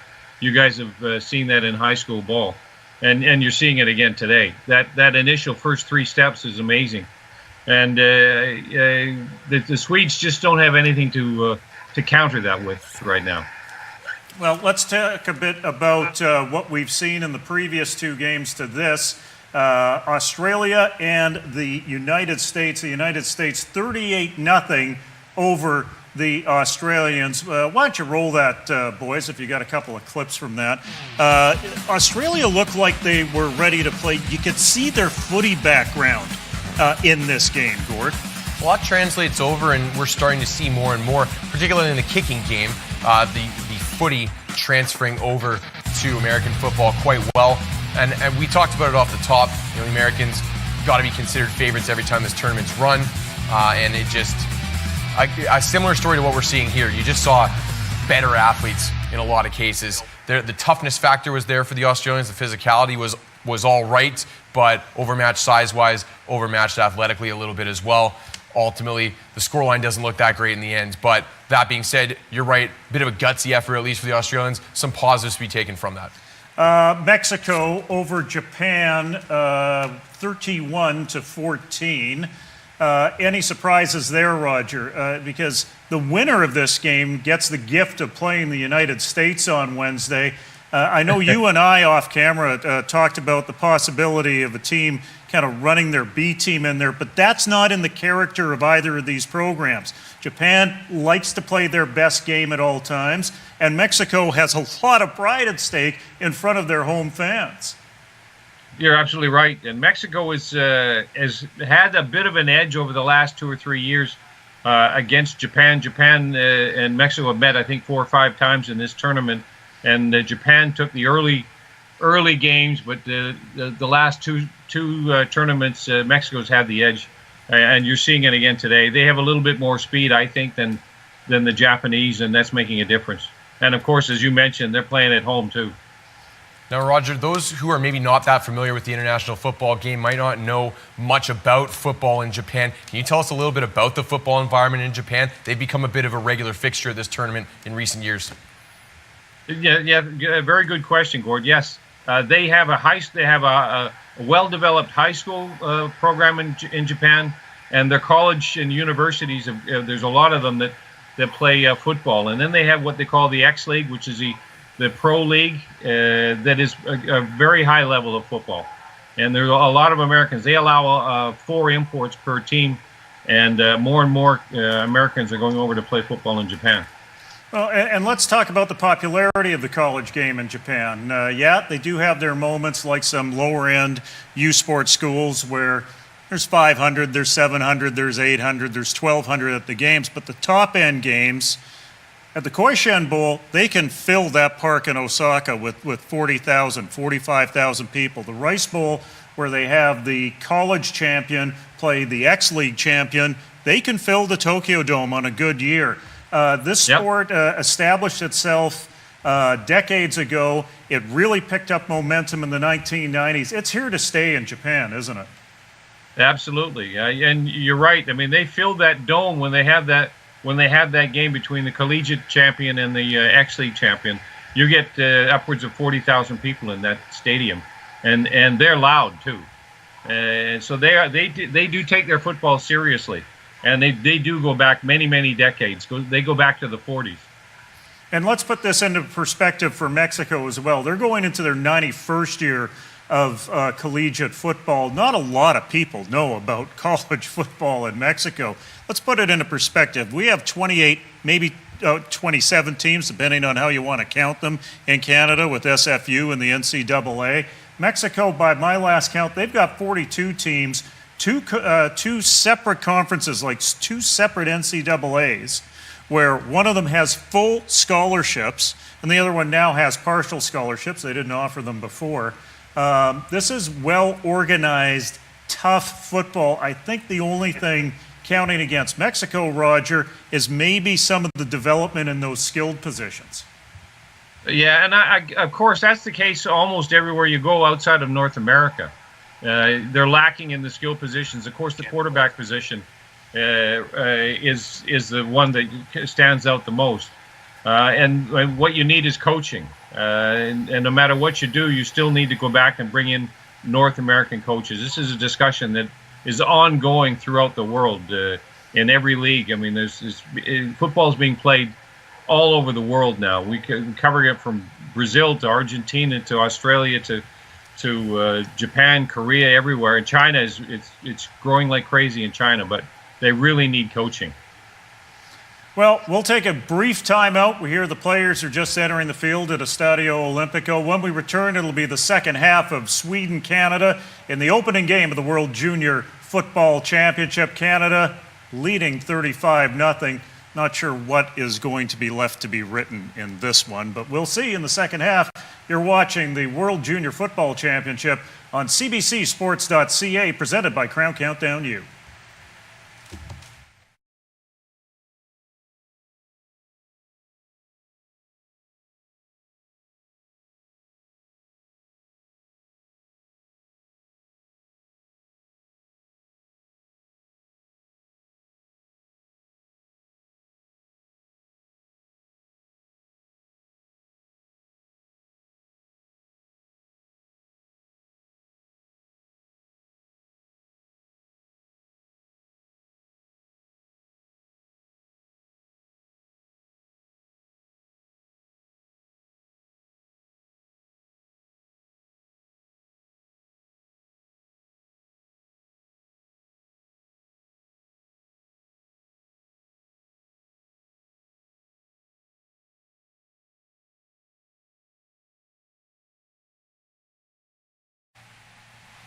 And welcome back to Estadio Olimpico. We join play about 2 plays into the opening drive of the second half.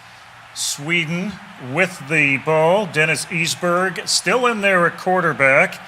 And Jonathan Gustafsson, who's run a bit from shotgun in the Wildcats. Interesting player, Gustafsson, one of the team captains, as I mentioned in the first half there. He's been one of the few weapons on offense that has had some success for the Swedes here in the first half and a little bit of this game. On first down, Sabajar Wally gets the carry, the player from the Stockholm Mean Machines. And you see big number 90 there, Sandor Maud, breaking through the front line for the Canadians. Nose tackle out of Welland, Ontario. Door basically closed by Maud. Second down and 9 after that gain of 1. Isberg bobbles the ball momentarily. Here comes the heat. He's got nowhere to hide. Lake Cote Moore was first in on the still somewhat jittery Dennis Isberg. Yeah, you saw some early movement on the offensive line there. Just a really disjointed looking play. In all cases, look at the right tackle, not even out of his stance. And if you're the Swedish coaches, you have to focus your attention on execution level. A mental execution level in particular. They've got to get a little bit more organized on the offensive side of the ball than they've shown so far. Physically, you can deal with getting beat, but mentally, you've got to try and challenge your players to work on cleaning up their execution level that way. Third down and 16. Isberg stands, delivers, and throws complete over the middle, finding Alameda Taborda. That's his second touch of the ball this afternoon. Let's see where they spot this thing. And you can see when Isberg's able to get his feet set and see downfield, he can deliver a nice ball. Not the tallest guy, so you need to find ways to open up throwing lanes for him, but he stood in there, took a pretty good hit to get that ball off as well. It's good enough for the first down. They get it by a yard. They will stick to the ground as Jarwali gets the call. Another gain of 1. Isberg with the Tyreso Royal Crowns. They're a team that was demoted a while ago to the first division. There's a first division and a premiership in Sweden. 50 points for you if you can name the former Heck Creighton Award winner, who is also a panelist on Crown Countdown U that you replaced. They used to be a quarterback. I was going to guess my own name there. Unfortunately, I was never quite that athletic, but the real answer is Billy Green, the UBC standout. Hey, that is a great catch by Almeida Taborda. Down the sidelines, and Sweden's come out guns a-blazing here in this second half. Well, and Almeida Taborda has been one of the weapons, the few weapons that has been able to show much for Sweden on offense. A couple nice plays from him early on. Big physical receiver there, and he makes a nice over-the-shoulder catch in pretty tight coverage there. Beating Danny McWhirter, who has an interception this afternoon. First time in the red zone for Sweden. First and goal to go from the 2.5. from shotgun. Jarwali gets the call, puts his head down, gets it down to the half-yard line. Another thing that I like from Sweden here early in the second half is they're getting their offensive line on the move, both in the run game and in the pass protection.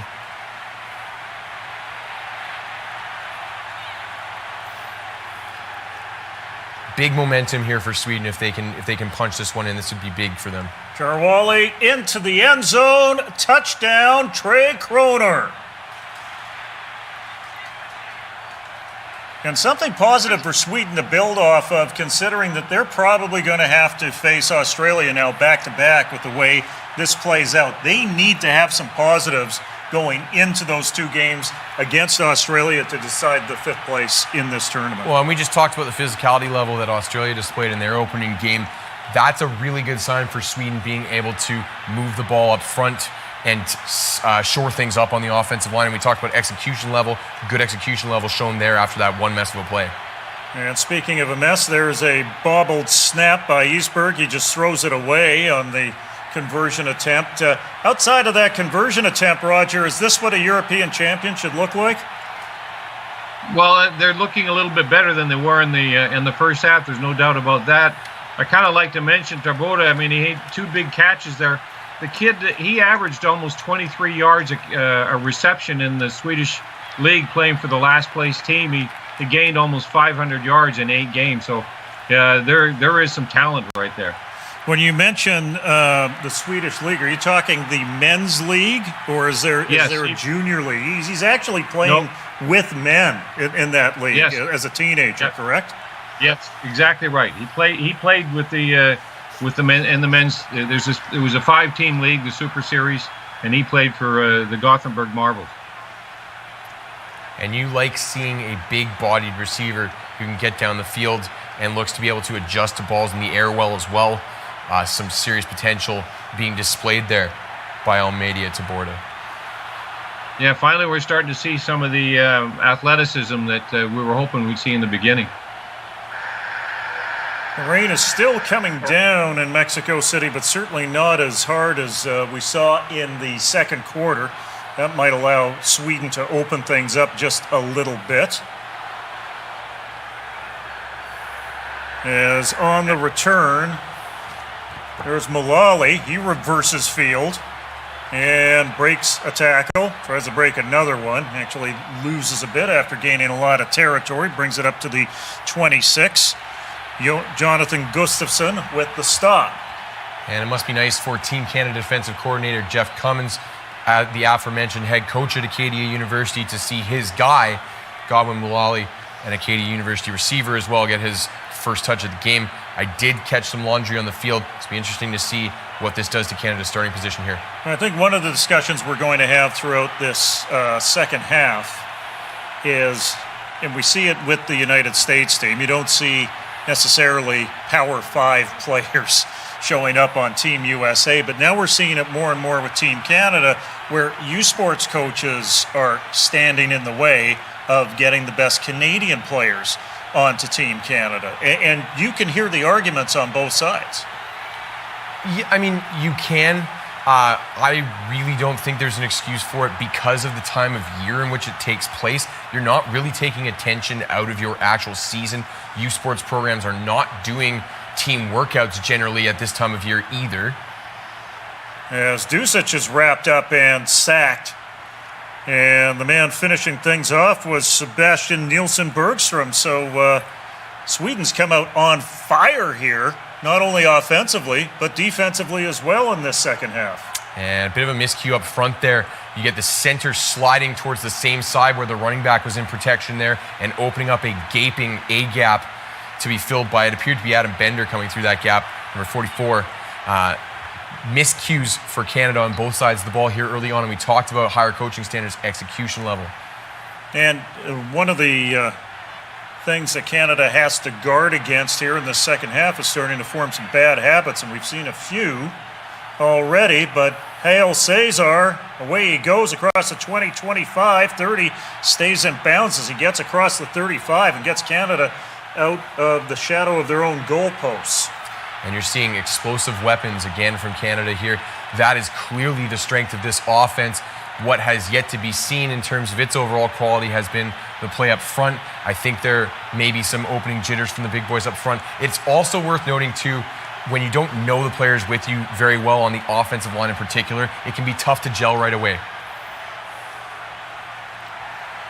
So big game by Cesar, marks the ball at the 33, first down Canada, whistles at the snap of the football. Let's go back to that point that we were talking about getting the best U Sports players on Team Canada. I do think it's an incumbent somewhat on Football Canada to promote this team just a little better. I know that getting these games on cbcsports.ca is a step towards that. Your thoughts on getting these guys on the radar, because winning 2 World Junior Championships at whatever sport is an impressive feat. It is. It's a very impressive feat. And unfortunately, that's an ongoing theme that we see throughout amateur football in this country, is that the promotion doesn't necessarily live up to the standards of the actual product itself. 1st and 15. And whistles again at the handoff of the football. And we were talking about jitters and miscues and those kinds of things for Sweden in the first half. Now it's Canada's offense that's looking really sloppy and not on the same page right now. I'm seeing a lot of the starters back in on the offensive line right now. So there's no reason why they should be having these issues. As you see Matthew Goodall, the right guard, jumping early there. He was a starter for them.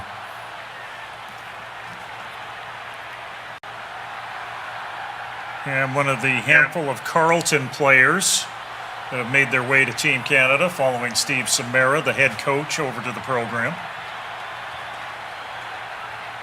1st and 20, Canada going in the wrong direction.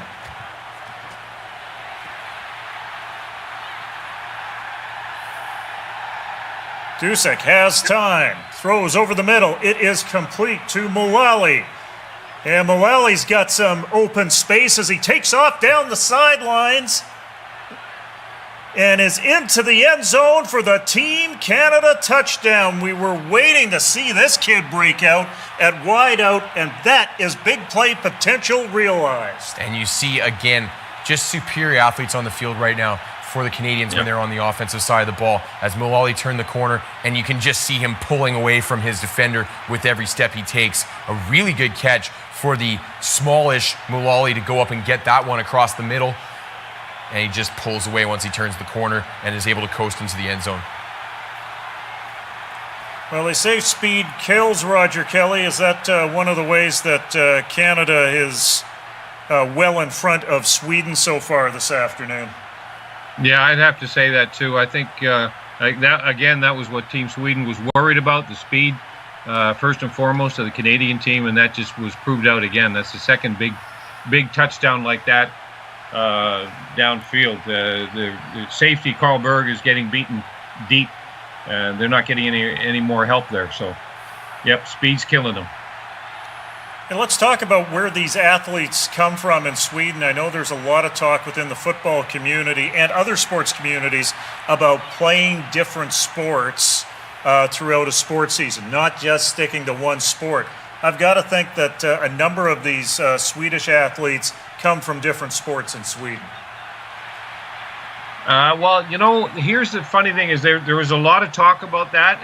It's a good point that you mentioned that specialization, they should be moving away from it. But in terms of football, it's such a physical sport. It's very difficult to play play dual sports. It's not easy to do in Sweden because of the sports are so different here.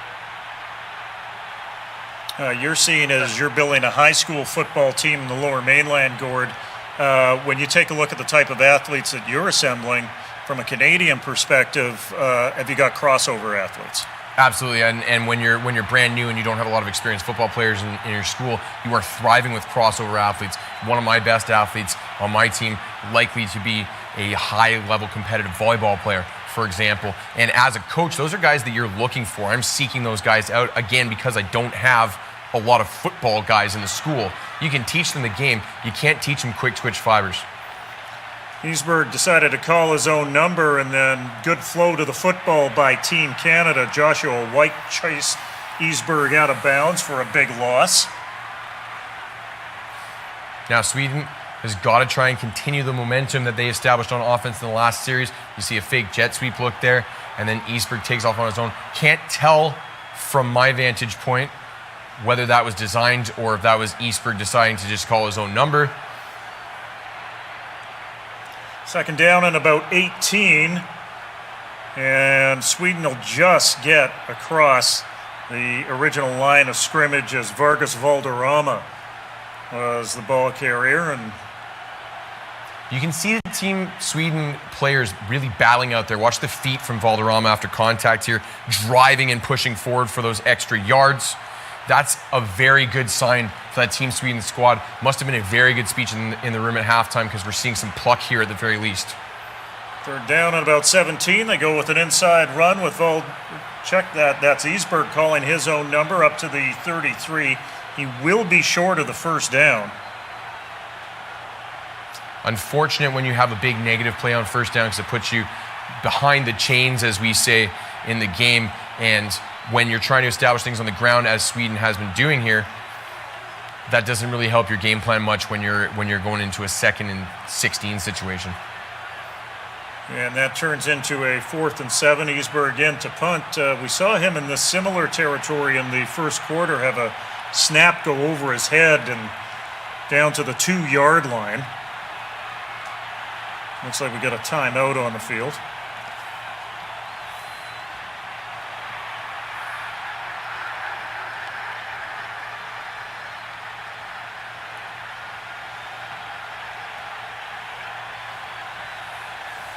This World Junior Championship, it's traveled around a little bit.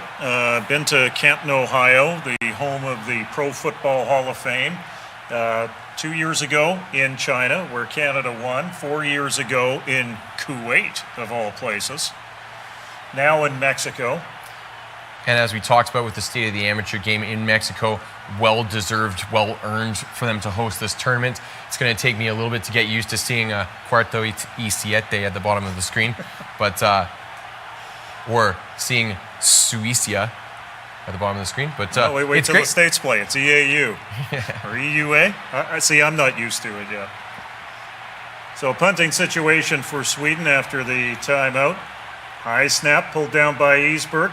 Maybe thought about passing it there, but puts a toe to it. And that one will get picked up by Philpott, and it will be whistled down for his own safety. So Tyson Philpott thinking that he had a bit of a halo there, maybe a visit back to Canadian football for a second, even though he's mostly played American football in BC schools. For people across Canada that don't know, the BC high school football system plays American collegiate rules. It does, so he should be familiar with the rules here. Based on the conversation that I was watching after the play there, it looks like the referees were telling him that they thought he was signaling for a fair catch. When you can see here on the replay, he was waving his teammates off to get away from the ball. That's standard practice. Once you see a punt hit the ground, you want your teammates to get away from it so it doesn't bounce into somebody, especially with it not being a round ball. It doesn't bounce predictably. So a bit of an officiating miscue there, it appears. Keegan Vicklund, the kid from the Valley Huskers program in Chilliwack, BC, with the carry. And for those of you that don't know the BCFC overly well, the Valley Huskers, I think last place in the BCFC this last year. But Vicklund was a real standout as a first-year player coming out of Robert Bateman Secondary in Abbotsford. One of the lone bright spots on that team. And good to see him out here getting some touches and some action.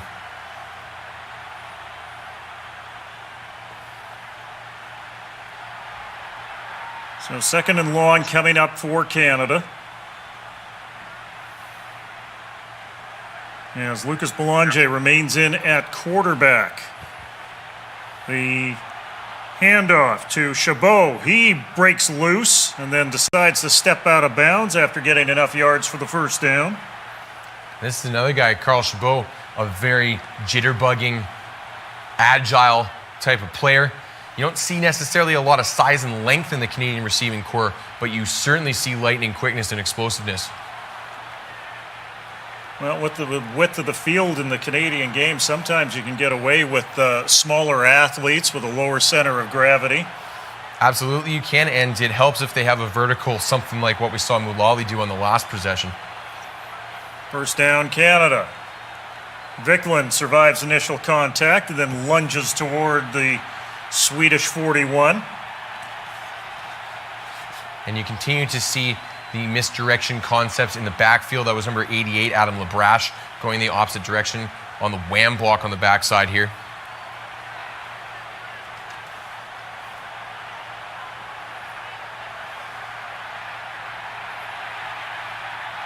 You know, Jim, as a Canadian, I'd really like to see Canadian offensive line continue to enforce their will on the Swedish front here and start to work on gelling as a unit. 47 seconds left in this third quarter. There's a reception by Clarcius, and he has some open real estate and spins into the end zone for the touchdown. We were asking for ball distribution from this Canadian offense. I think we have finally completed the circle with this drive. Absolutely, and you're starting to see different names on the field. I mentioned Labrache on the last play. Now you see Clarcius. And it looks like the afternoon's just about over for the likes of Andreas Dusick and the Philpott twins, at least on offense. And good to see. Clarcius, very interesting story. High school teammates of Foy Jean-Ernst César on the north side of Montreal.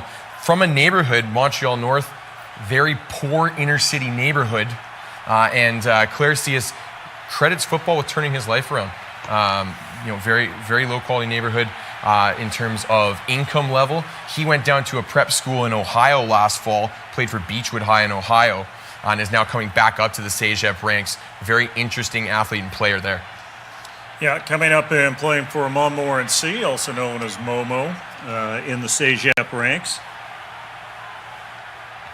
And in terms of player development in Quebec, you have to wonder if that extra year, that grade 13 type year, actually works well for the Canadian player who typically starts playing this game a little bit later than their American counterpart.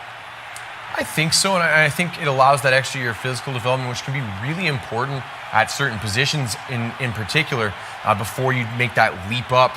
You know, the difference between being an 18-year-old and a 22-year-old physically is a pretty big difference, and it can be tough. Oh, they say it was out of bounds, not knocked out of bounds by Johannes Lindeus.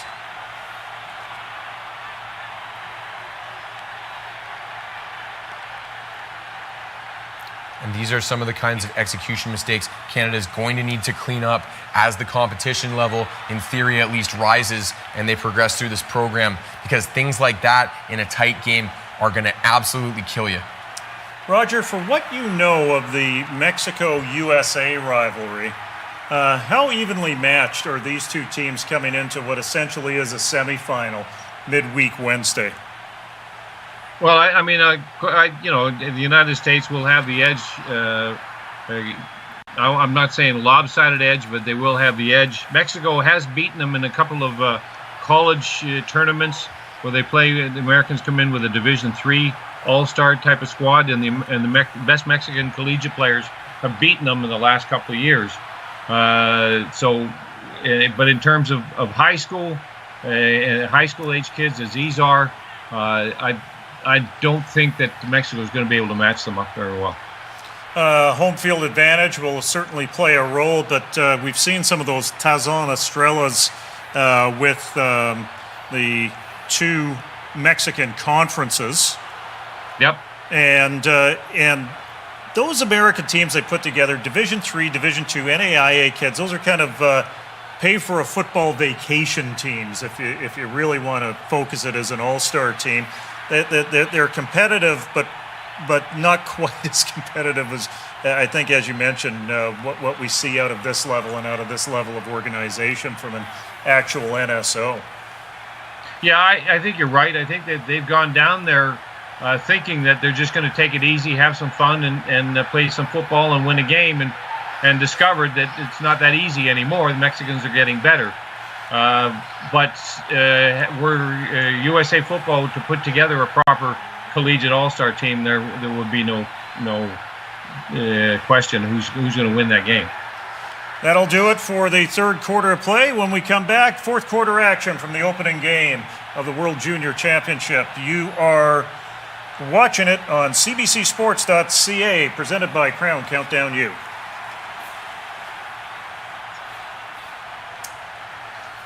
The IFAF U19 World Junior Championship on cbcsports.ca is presented by Crown Countdown U. See Canada's football future on cbcsports.ca every week starting in August. AFI Review, the voice of international American football, and by Canada Football Chat. Check out the top 100 recruits across the home and native land at canadafootballchat.com.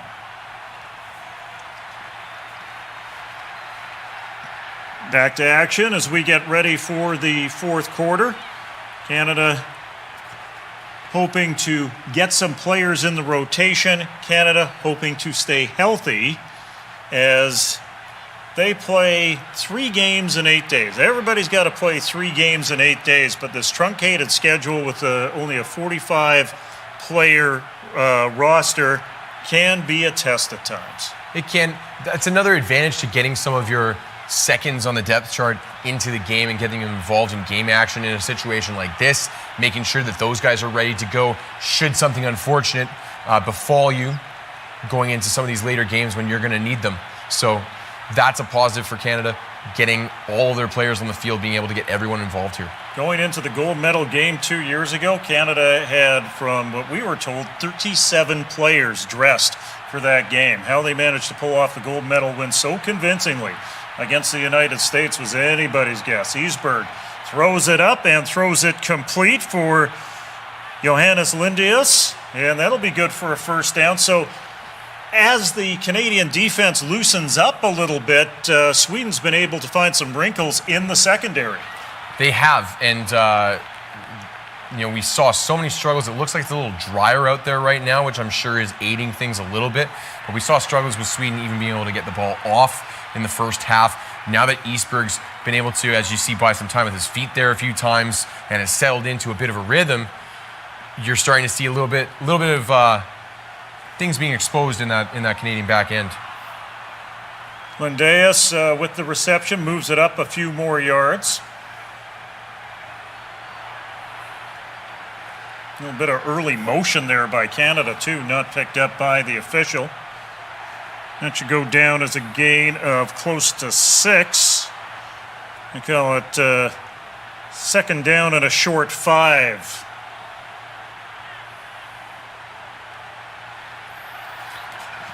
And Eastberg will try to sniff out the first down marker. Sweden continuing to show some success on the ground. This, for me, on both sides of the ball is one of the things that's starting to show a little bit for Canada is when the competition steps up, are they going to be able to hold their own in the trenches? Because while their superstar athletes have really shone in this game, I don't think up front on either side of the ball it has been quite as rosy for the Canadians. Deus with another quick reception, hits the ground after a gain of a couple. I think when we go back to that statement that Steve Samara had about getting 60% of his guys in that 40% bracket, a lot of them may be in the trenches where he didn't necessarily get the bodies that would create the competition. Like, there's no doubt with some of these players, they would be starting, but you want to have that competition in camp. Ball just thrown away that time. It'll turn the downs box. So, and big bodies are always in shorter supply and higher demand. I mean, you've got to have 5 offensive linemen on the field. That's the biggest of any single position group in most sets. Same on the defensive side of the ball. You've got to have generally 4 guys on the field at all times. Big bodies don't grow on trees. And so that is always a challenge for youth sports programs. Maybe a bit of a challenge here as well. 3rd and 5. Eastberg directing traffic. Throws it away again. That'll bring up 4th down, and obviously still go time for Team Sweden.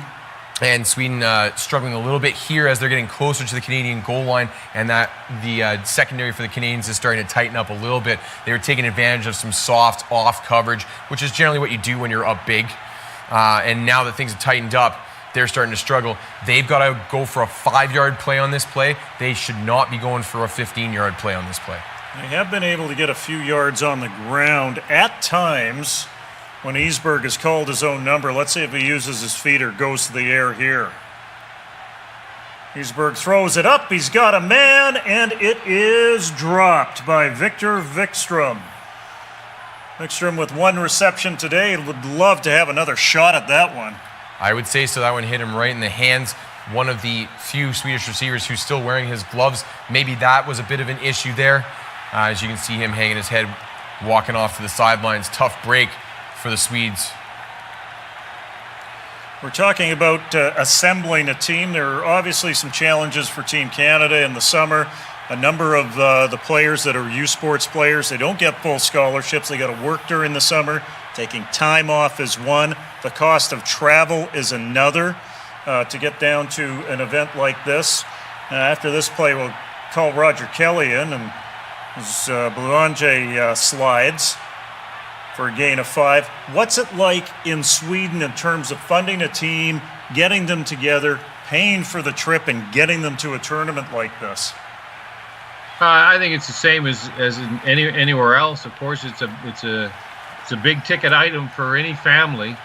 These guys are paying for it themselves. They're not going to get funding from the government or anywhere else for this entire trip. So the players are paying for the trip themselves. The team, of course, pays for the equipment and everything else, and naturally. But it's the same issue that everyone has all over the world. And the one thing about football is with the numbers that you have to travel. That's the one thing that is slowing global development of the game, especially at the junior level.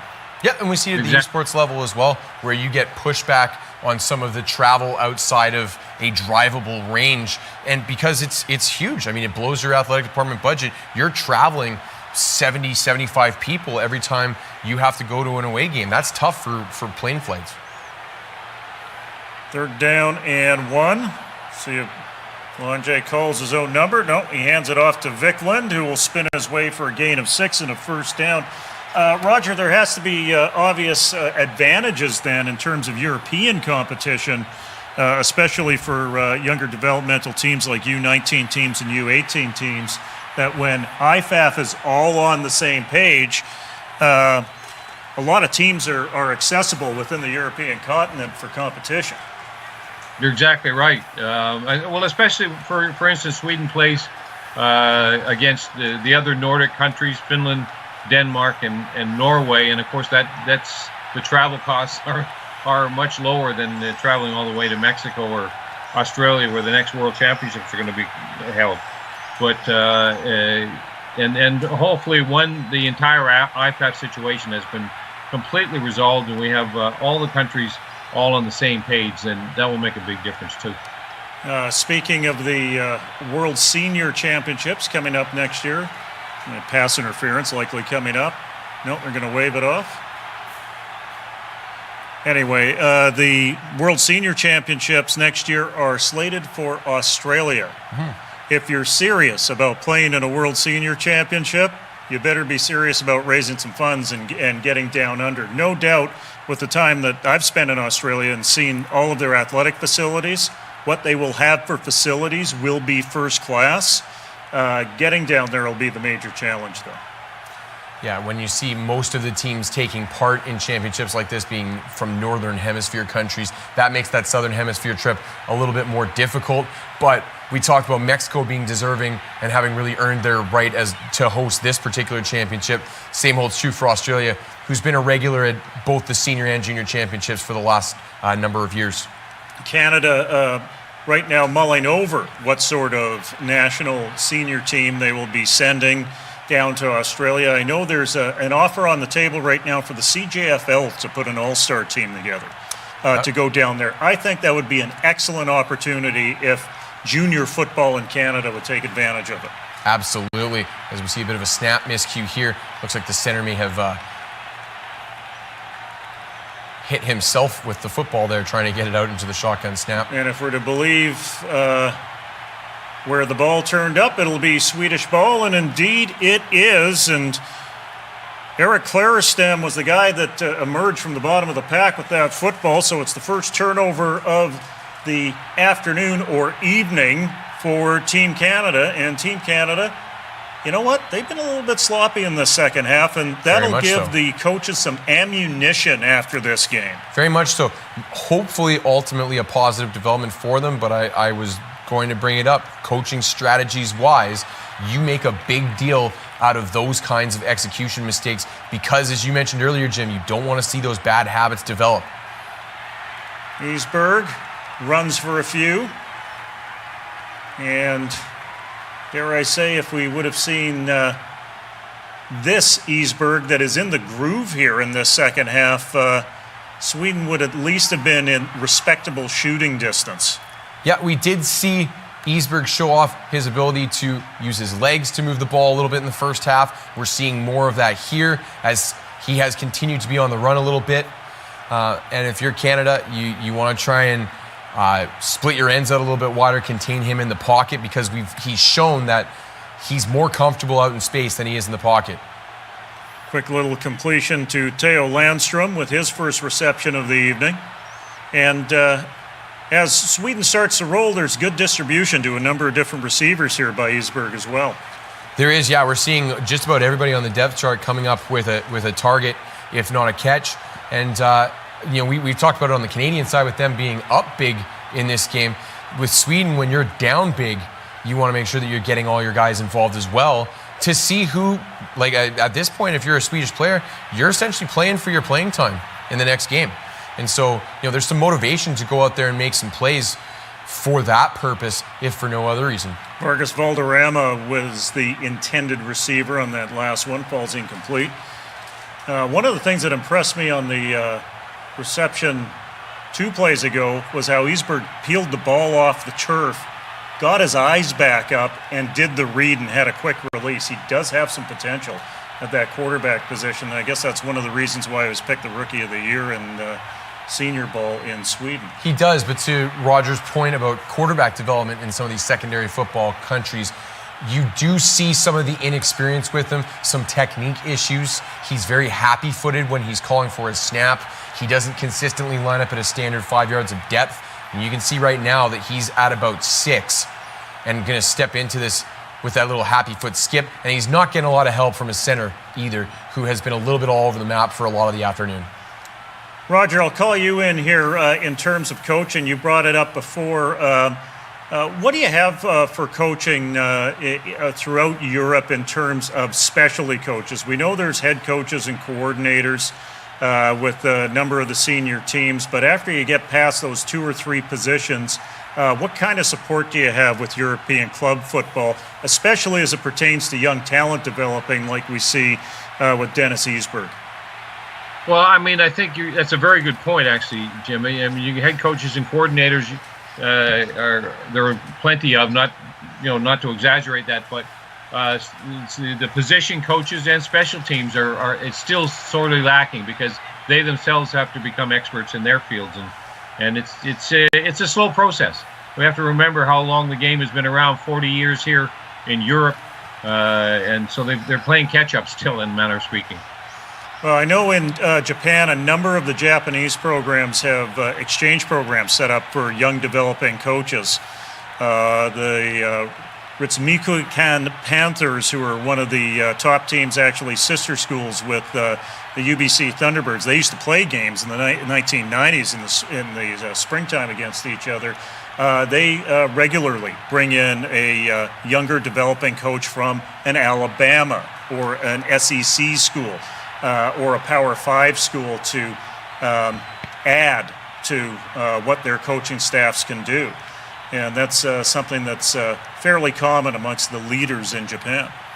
One thing you can always focus on as a coach is your mentorship role as well. And as the technical expertise catches up, then you're ultimately going to produce better results. But in terms of creating better men, coaching kids to play the game the right way, focusing on details and fundamentals and those kinds of things. Those are things that just about anyone can accomplish with the right demeanor and the right ethic level. And speaking of Japan, that's the game coming up, as you saw in the top right-hand corner.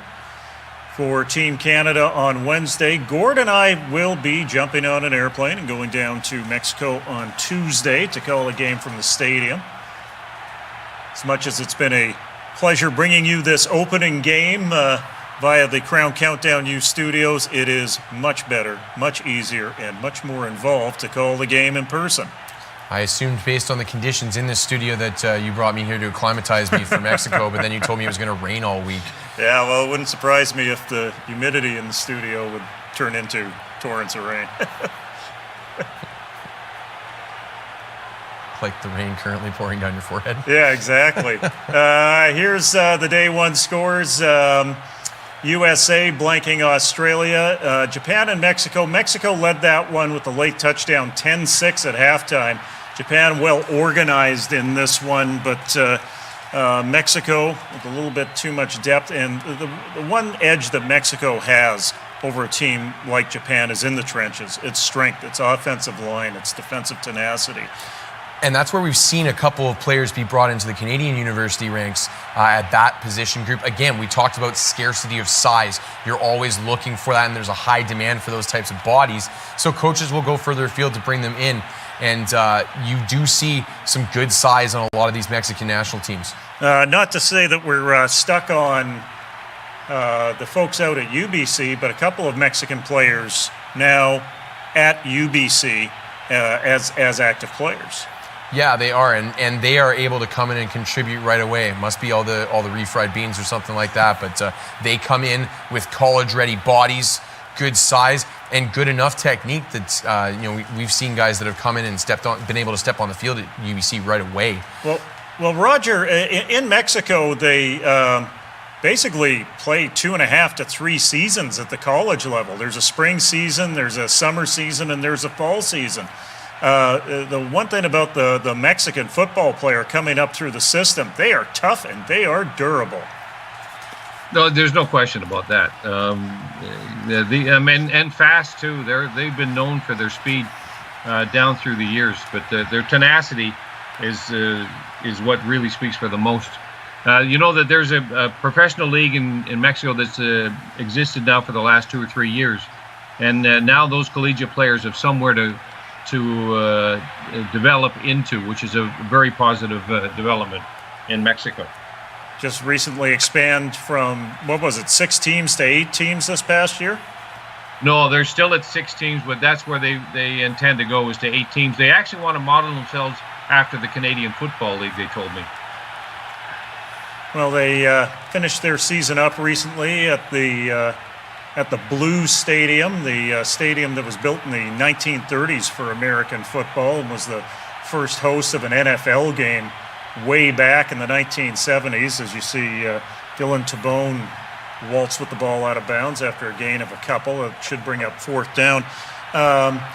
You really have to go online before we go down to Mexico. If you've got a real interest in this international football thing, and especially Mexico, and check out the history of the game in Mexico. It is a long love affair with the game between the Mexican people, and it's been a collegiate thing up until the last couple of years. They love the NFL, but they love their college football. Absolutely, and a lot of that is due to the American influence. We were talking about the system in Japan at the half, and we've seen how baseball has flourished in Japan, largely due to American involvement there after World War II. It's no coincidence that football, Roger was saying, really started to pick up there in the 1940s, because what happened in the 1940s, World War II ended, and Americans started getting on the ground there to help rebuild that country after basically tearing it to shreds.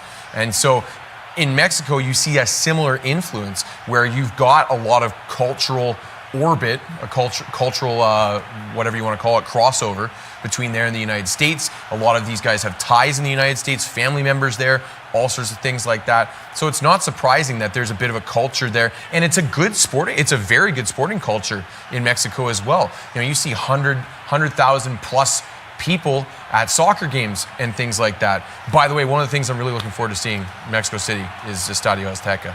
Yeah, which is Frank Lloyd Wright, his comment on Estadio Azteca and the university development around it, the most important architectural development in the Americas of the 20th century. I'm looking forward to see the Diego Rivera sculpture at the entrance to the stadium. I went by it many moons ago just to see it back when I was a kid. I'm looking forward to calling a game out of there coming this Wednesday. Now, we were cross-talking over that. Do you know why they possibly would have picked up that flag there? Because of the way the snap was and the way he scooped it off the ground and took a step with the football before he launched it. I guess you can justify that, but in terms of game management, you probably want to make the statement that you shouldn't just level a punter when you have an open opportunity to do so. Yeah. As we see the rain really starting to come down again in Mexico City, be interesting to see what that does to the Swedish attack that has shown signs of life through the air in the second half here. Inside a minute left in the fourth quarter. Canada in control of this one early and often, but some positive signs by the Swedes in the second half, and maybe some ammunition for the Canadian coaches in the second half to remind the Canadian players that it's about a 60-minute game. Absolutely, both a blessing and a curse when you start to see some miscues and some sloppiness from your squad in an easy win. A blessing in that, as you say, can be used as ammunition. You have some coaching points to focus on. A curse in that those bad habits can develop. It's something you need to fix. But the good news is we know the Canadian coaching staff, those guys, none of these things are going to be lost on those guys, and they'll be right on top of it. Hopefully they can clear it up before it comes back to haunt them. Well, we've got Mexico, USA coming up on Wednesday. We've got Canada, Japan. I know that we're slated for doing Canada, Japan on cbcsports.ca, but we're also carrying the other two games internationally. How about we call two games on Wednesday? How about we call that Mexico-USA game? That could be a whole lot of fun. That could be a lot of fun, and I've got nothing better to do. I've got nothing better to do either. Canada, winners in their first game. Not surprised that they're the winners, but maybe that they won so convincingly. We'll bring in Roger Kelly. Your final thoughts on this game? Well, it wasn't a total surprise. It was a little too lopsided for my liking, but Sweden came in, had maybe trouble with the speed and physicality of the Canadians, got jittery, got nervous after falling behind early, and that the nightmare continued until the beginning of the third quarter. So hopefully Sweden will recover and perform a little bit better against Australia in the next game. Canada victorious over Sweden. We invite you to join us for our next broadcast Wednesday. Check the listings on cbcsports.ca as Canada takes on Japan in the semifinal of the World Junior Football Championship. And of course, next Sunday, it's the World Junior Gold Medal Final and the Bronze Medal Final. Canada hoping to find a way to get past Japan in that semifinal game and defend their World Junior Championship. For Gord Randall, Roger Kelly, this is Jim Mullen saying good night from Vancouver.